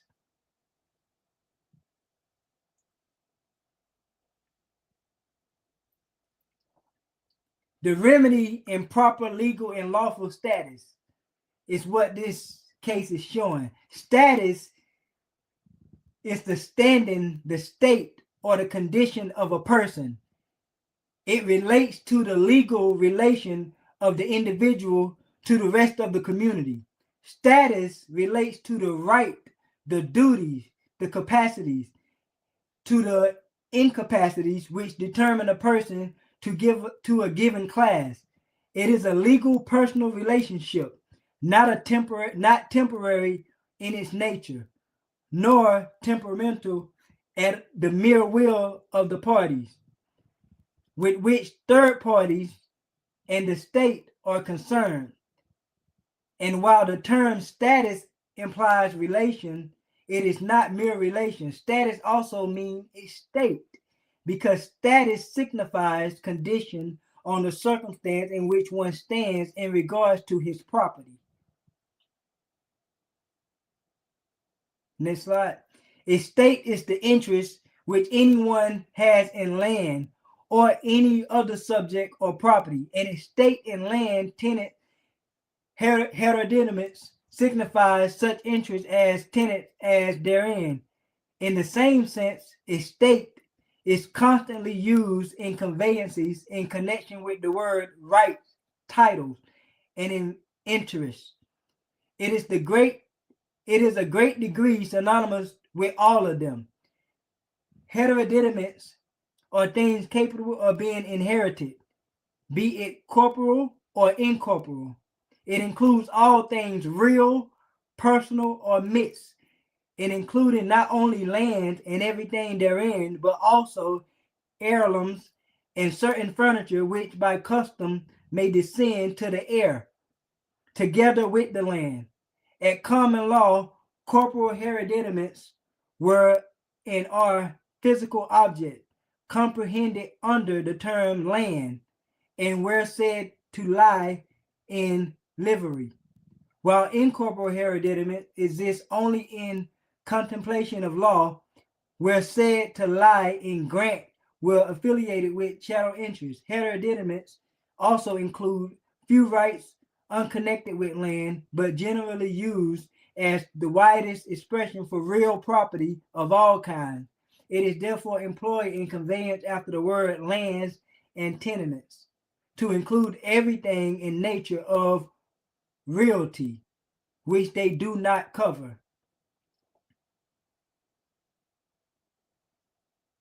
Next slide. Dissent, dissentability. In matters of operation of law of right, dissent is the broadest, in the broadest sense, signifies an inheritance cast upon anyone who deems capable of receiving it, whether heir at common law or not. Thus, descent may occur by hereditary succession or by succession to the ownership of an estate, by inheritance, or by an act of law. Descent is distinguished from purchase. Title by descendability relates to the operation of descent in matters of estate or inheritance being capable or being passed, inherited, or transmitted by device. Spoken of estate, titles, offices, and other properties. A natural person, heir, deemed not in propria persona, nor heir as competent by operation of law, may be considered non-heritable and incapable of descendability. In controversial disputes, contested issues of descendability in the birthright, still in practice of branding and removing of consanguine attributes, name, titles by operation of law or by fraud, can create descendability obstruction for anyone otherwise deemed as heir, and or as one capable of descendability, nom de guerre, war names, or common brand applied to or imposed upon defeated or enslaved Moors by European colonists of North America, were commonly used strategies for stealing and confiscating estates and inheritances.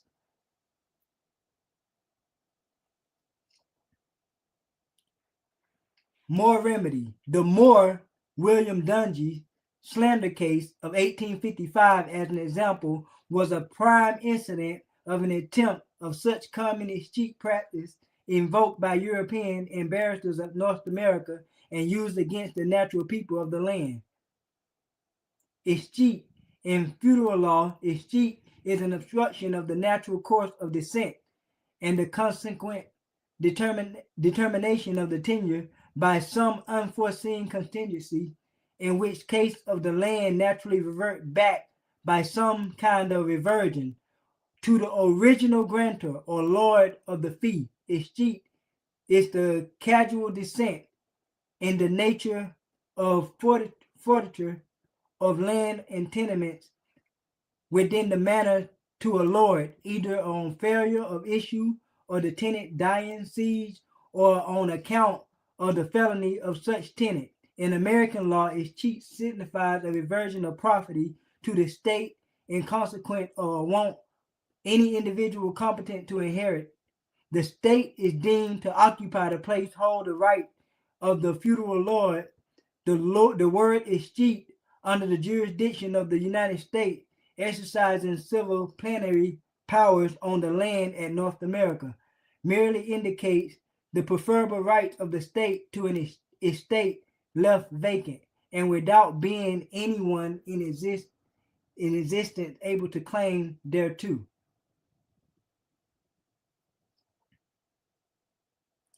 The reversion of our estate is the remedy for our people. Moors have been acknowledged and recognized as belonging to the family of nations, and amongst them they have been acknowledged and recognized by the inhabitants of countries of partaking in the character of nationality, civil, and political polity. The 14th Amendment does not give us remedy because it does not restore us to our original status and condition of pre-existing Moorish sovereignty and our old and original Moorish state. Justice Daniel, quoting the lengthy passages from Vattel's Law of Nature, point to the principles of our original status and condition.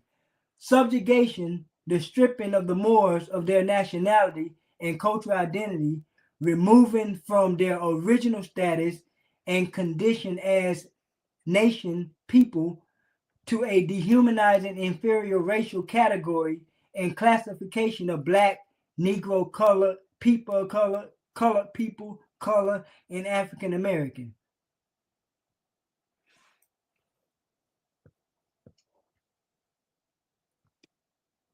Give a shout out to Brother Altuza. Peace, Brother Altuza. Justice Daniel analysis in the Dred Scott case quoted a lengthy passage, and it says, we just read that, didn't we?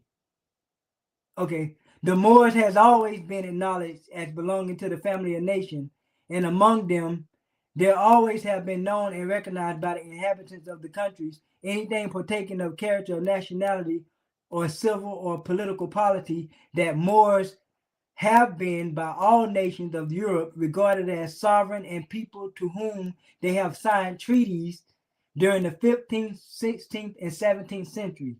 All the nations of the earth know that the Moorish Empire ruled and controlled Europe from 1711 to 1492. History and law via constitution, treaties, captivity records, war records, letters from consuls, battle records, letters from kings and queens, newspapers support this fact. Using principles of evidentiary standards and finding a fact will prove this. For example, the 1952 case France versus Morocco, you will see extraterritorial jurisdiction, Moorish bilateral treaties, 1631 and 1892. In this case alone is a stare decisis for the reversion of our sovereignty. Excellent. Let me see. I'm looking for you. You see any questions? Any type your questions in. Government's trying to become everywhere.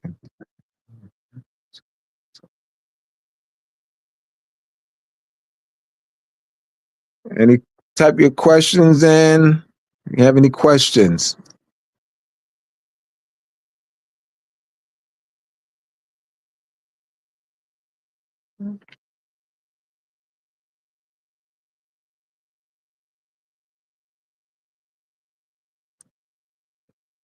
How the land is claimed today by the international, right?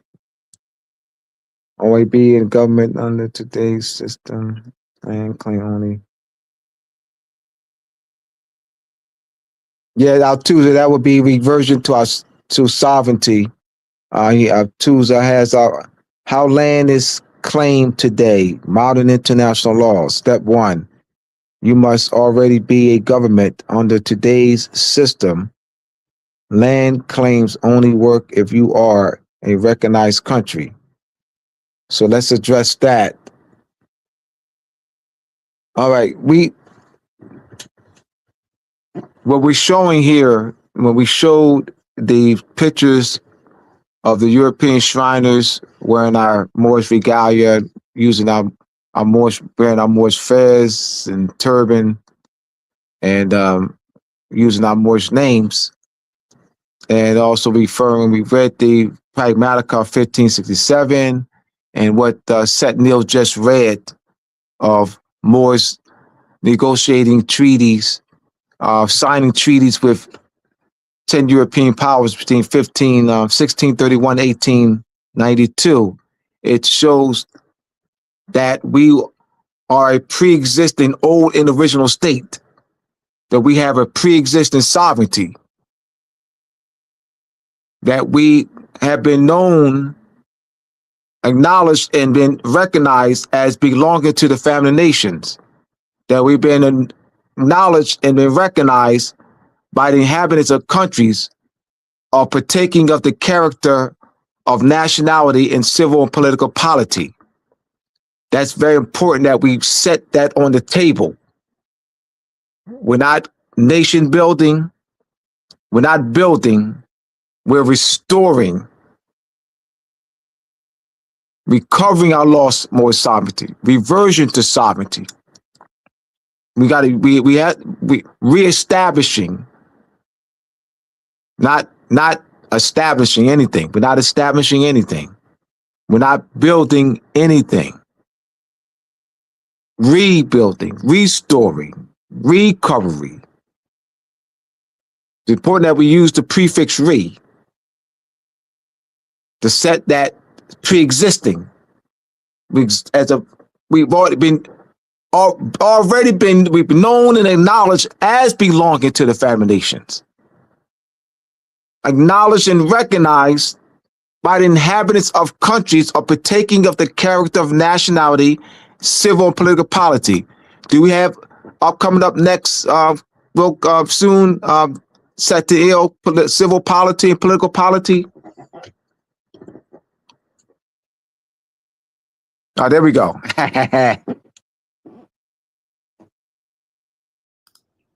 What is polity? Polity is the study of government and its institution, holds a crucial position in the lives of citizens. It unveils the intricate working of our governance, providing insight into the mechanism that shape our society's laws, rights, and political landscape. By delving into the realm of polity, we embark on a journey of understanding the very essence of democracy, its principles, and the delicate balance between the governed, and those who are governed. Why polity? Understanding polity empowers us to become active participants in the shaping of our collective destiny. Keyword, collective. Collective. It can't be done individually.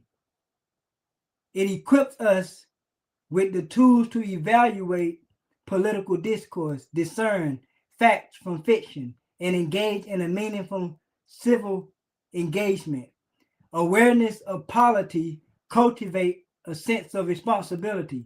As informed citizens, we bear the duty to scrutinize the actions of our government, to hold it accountable for its decision, to advocate for positive change. Polity is distinct from politics and policy.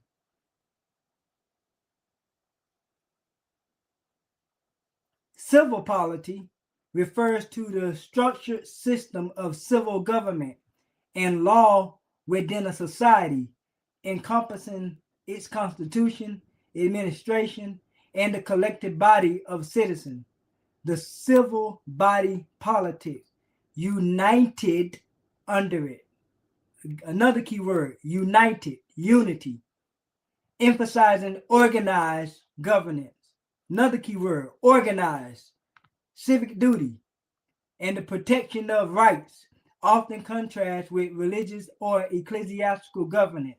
It is about how a state is organized, how its power is distributed, and how citizens interact within that framework, aiming for public order and the common good.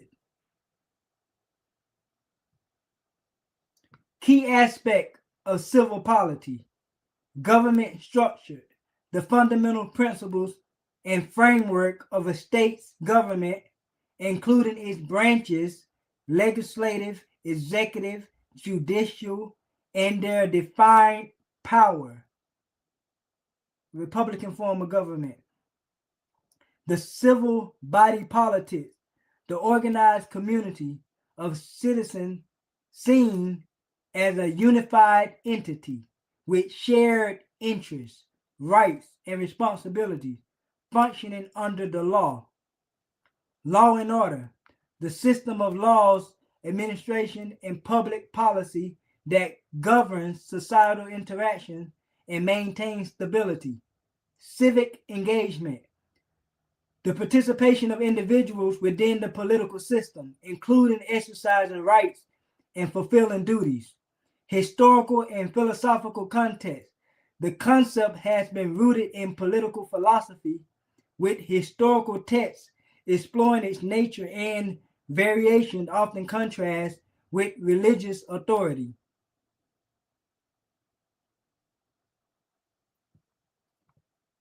Civil polity and practice.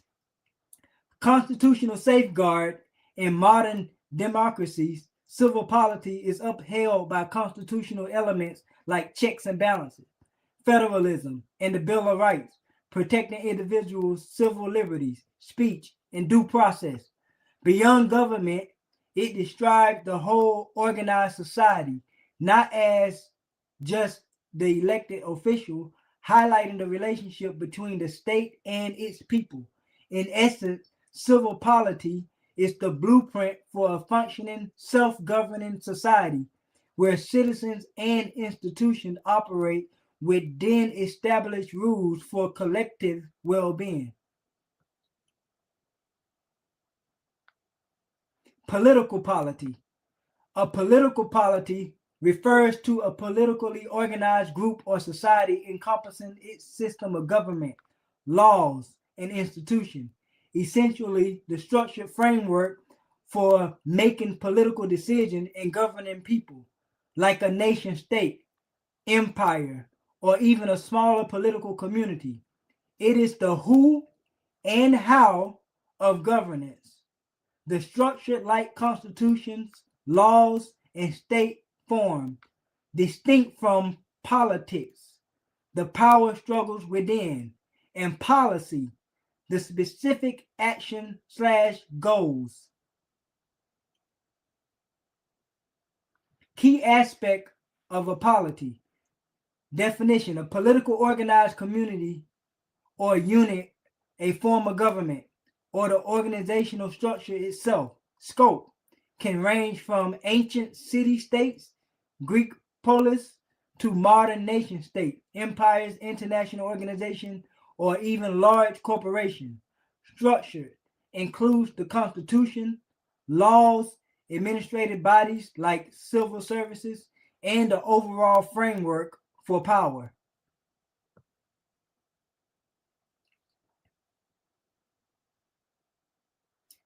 Political polity. Examples: a constitutional republic like the U.S., a monarchy, a military junta, or even a nomadic tribe group with a defined hierarchy. Distinctives from politics and policy. Polity, the system structure, e.g. a democracy, and a democracy, a state. Politics, the processes and power struggles within the polity, election, debates. Policy, the specific goals and decisions made by the polity, economic policy, social policy.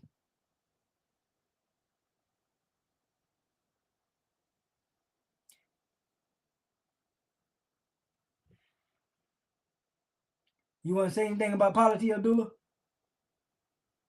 No, that definition was very, right on, spot on. The reversion of our estate is the remedy for our people. Our pre-existing sovereignty is the only proper remedy. We must be restored. We must wake up our mother. Morocco, Al-Morocco, Al-Maroc, Al-Americanos, the Al-Moroccan Empire, the Moorish Empire. That's our original status, our original condition, our old and original state. Moorish sovereignty is inherited in the Moors. It is not inherited in the United States. Collectively, our people must be strong in understanding principles expressed by Justice Daniel as he referenced Vattel's Law of Nations. We must apply those principles in our everyday lives. Yes, the Pragmatica and the Inquisition against the Moors did a number on us as a people, stripping us of our humanity, removing our sovereignty. But we must regain our humanity and our sovereignty by restoring our original state. That's our only remedy. We have no chance in a fictional world controlled by foreigners. They are bad actors. They are bad directors. They are bad authors. They are bad writers. They are bad costume designers. They are bad actors in this whole fictional world. But we can't be the characters. We got to return to our original state.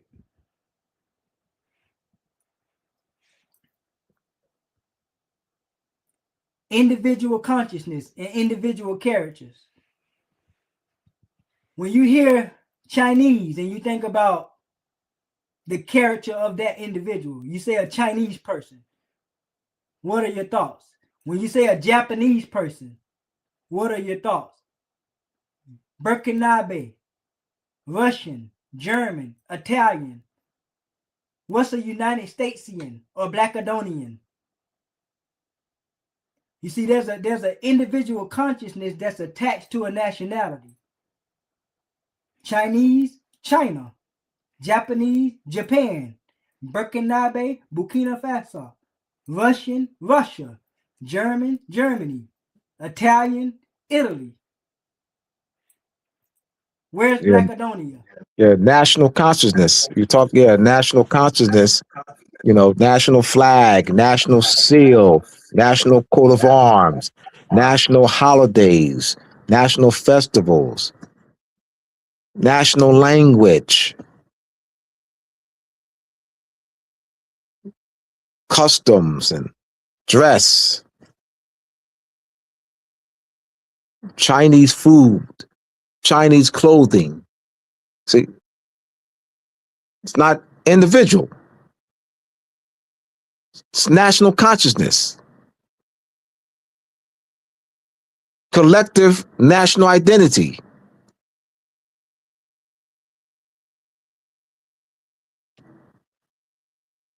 So, next slide. We'll go for about another 5 more minutes. This has National Brother Mikael, Brother Abdullah, peace. Brother Kurt, Obadiah, Sister Nadine, Jeffrey Bay, Sandra Austin, Somo. Something else? How you pronounce that? The Samoltan Trail. Samoltan Trail. Thank you. Trail. Brother Yakub.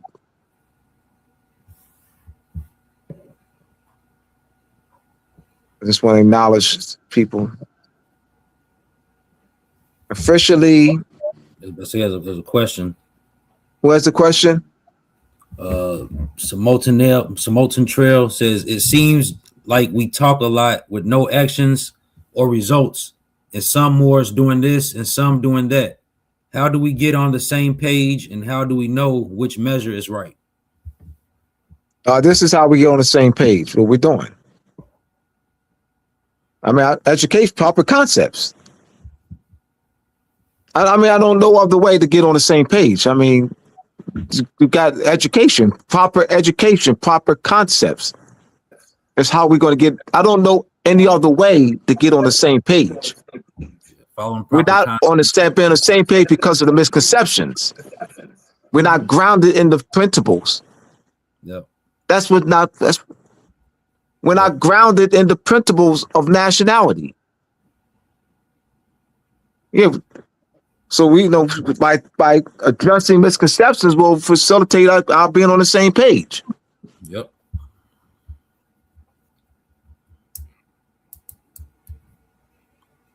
Yeah, that's what's dividing us is the misconceptions. Yep, absolutely. Yep. So we gonna finish up here. We finish reading what we have there. Okay, national consciousness and national character. For example, Ibrahim Traore, Burkinabe, the people of Burkina Faso. They nationalize its resources, their mines. For example, a modern tomato processing plant. They nationalized its cultural dress. He changed the dress of the jurists, the students in the education institution. They have a national dress attire. These are examples of a national consciousness, a collective consciousness of a people, a national character of a people. How do we do it? This is an example. We have our pre-existing dress. We have our pre-existing culture. We just got to return back to that mindset of our ancestors. It's already there. We showed you examples of those that hijacked our culture. We have to claim it.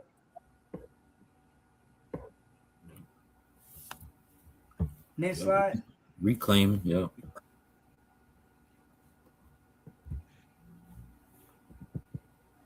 We are a clean and pure nation. The culture and characters of a nation must be tied to the principles of civil nationality. Again, Justice Daniel's statement. It's a real world statement. He's dealing with principles of law of nation, principles of love, truth, peace, freedom, and justice, principles of etymology, principles of law, principles of grammar, principles of jurisprudence, philosophy of law, positive law, principles of research, principles of etymology, principles of due process, principles of research and evidentiary standards, principles epistemology, principles of epistemology. Epistemology. Uh-huh. Go ahead. Etymology. You have to research principles of you have it. All right. Yeah. What are the legal principles? Equity, rule of law, due process, source of law, application of law, operation of law, evidentiary standards, finding facts, conclusion of law.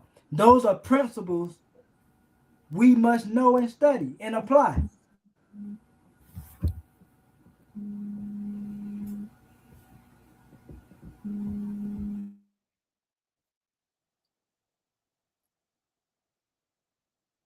Again, truth about nationality, a national constitution, a national flag, a national seal, coats of arms, emblem, national anthem, national dish, national bird, national animal, national motto, national currency, national passport, national march, national flower, national tree, national colors, national gemstones or minerals, an official language for our nation, national dress, national dance, national monument, national epic or national literature, national poet, national founder, national days or holidays, national myth, an oath of allegiance, a national pledge. These are things that are tied to nationality in a nation.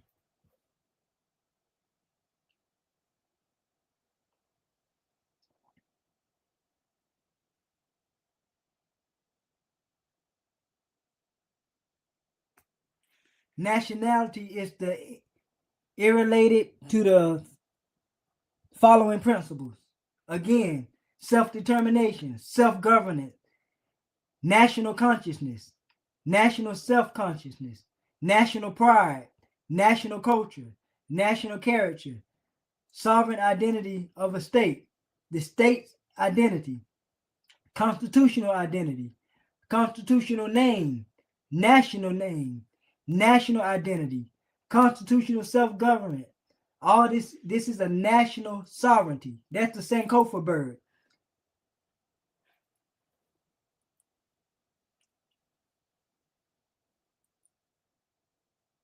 Again, national pride, national culture, national coat of arms, national government. I know it sounds repetitive, but those are the things our people got to understand. Diplomatic protection, treaty protection, consular relations, self-determination, national name, national identity. All these are following principles of nationality.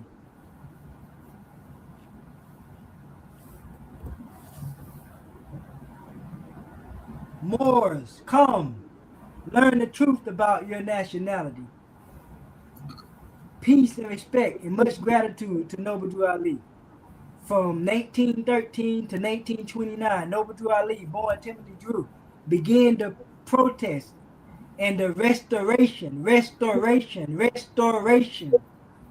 of our lost Moorish sovereignty.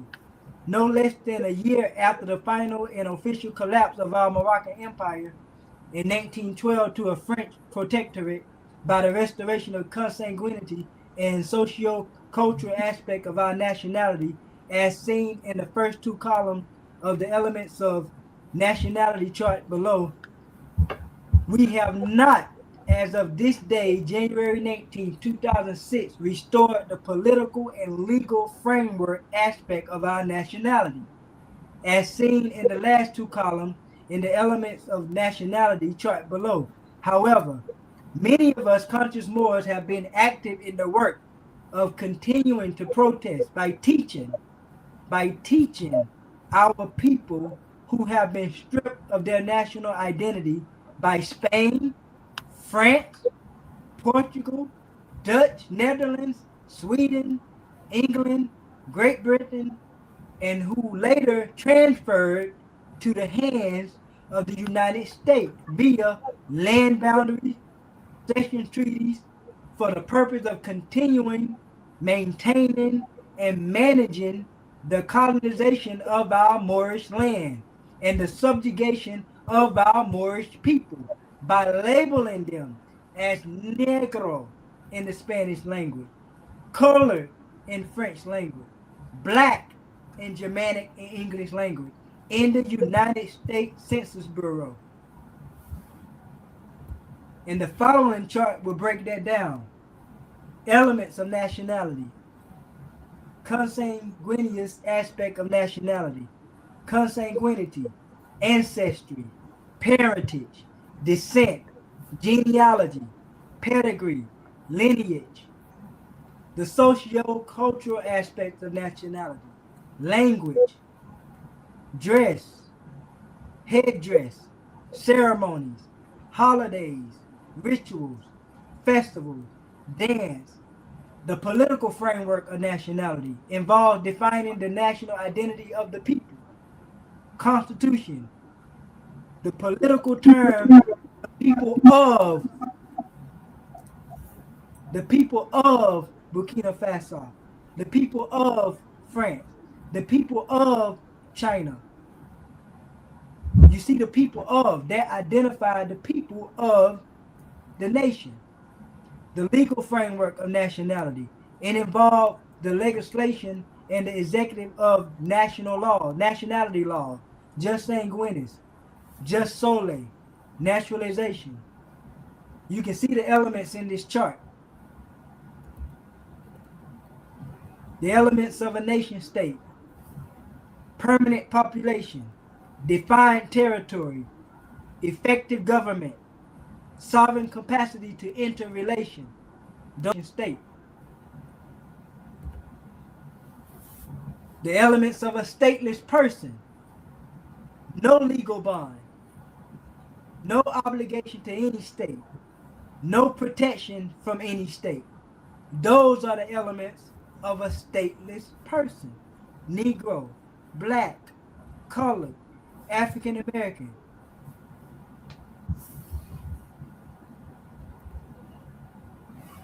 The legal framework of nationality, jus sanguinis, the right of blood, descent, ancestry, acquiring citizenship through inheritance from a parent, legal tie of parentage. Examples: someone born to German citizen parents on U.S. soil acquire dual citizenship, both the U.S. and Germany. Someone born to Mexican citizen parents on U.S. soil acquires dual citizenship of both Mexico and the United States. Someone born Nigerian citizen parents to Russian soil acquires citizenship of Nigeria. Jus soli, right of soil, acquiring citizenship by being born within the jurisdiction of a state. Birthright citizenship. For example, someone born on U.S. soil to France, citizen parents, acquire dual citizenship from both France and the United States. Someone born on Canadian soil to Spanish citizen parents acquire the citizenship of Canada. Someone born on Mexican soil to Spanish citizen parents acquires the citizenship of Mexico. Naturalization, voluntary consent, legal permanent residency, good moral character, language and civic knowledge, reunification of formal citizenship, oath of allegiance. These are the legal frameworks of nationality.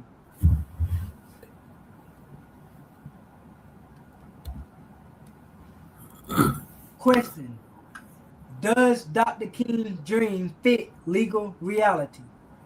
Morally, yes. It is aspirational and just. Legally, only if nationality precedes racial classification. The dream demands structural legal correction, not sentiment alone.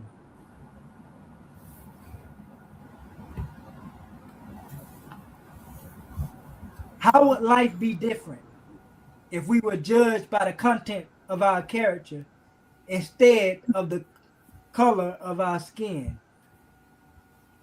What are the content of our character of the people branded as Negro, colored, Black in the United States Census Bureau as a whole? What is the United States law regarding judging people by their skin color?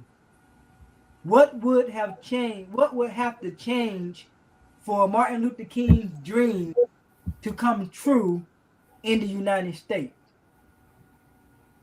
Those are the questions. What are the answers?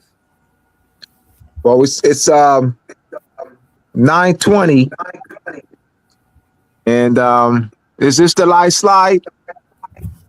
Yes. Yeah. Yeah. So yeah, we're gonna wrap it up. Only because we had a late start getting it on. So we good here. I want to thank everyone for your attention, to your comments, your questions, your support. You can share this live. Recording. As soon as we get done, you'll be able to share the recording. If you haven't subscribed, please do so. Hit that like button. All right. Also, across the screen, my website, mooresandmasonry.org. Anyone interested in getting my books, go to mooresandmasonry.org. All right, thank y'all. Y'all want to say some last closing remarks? Just appreciate everybody's attention tonight. Thank you for your for your responses, your likes, shares, comments.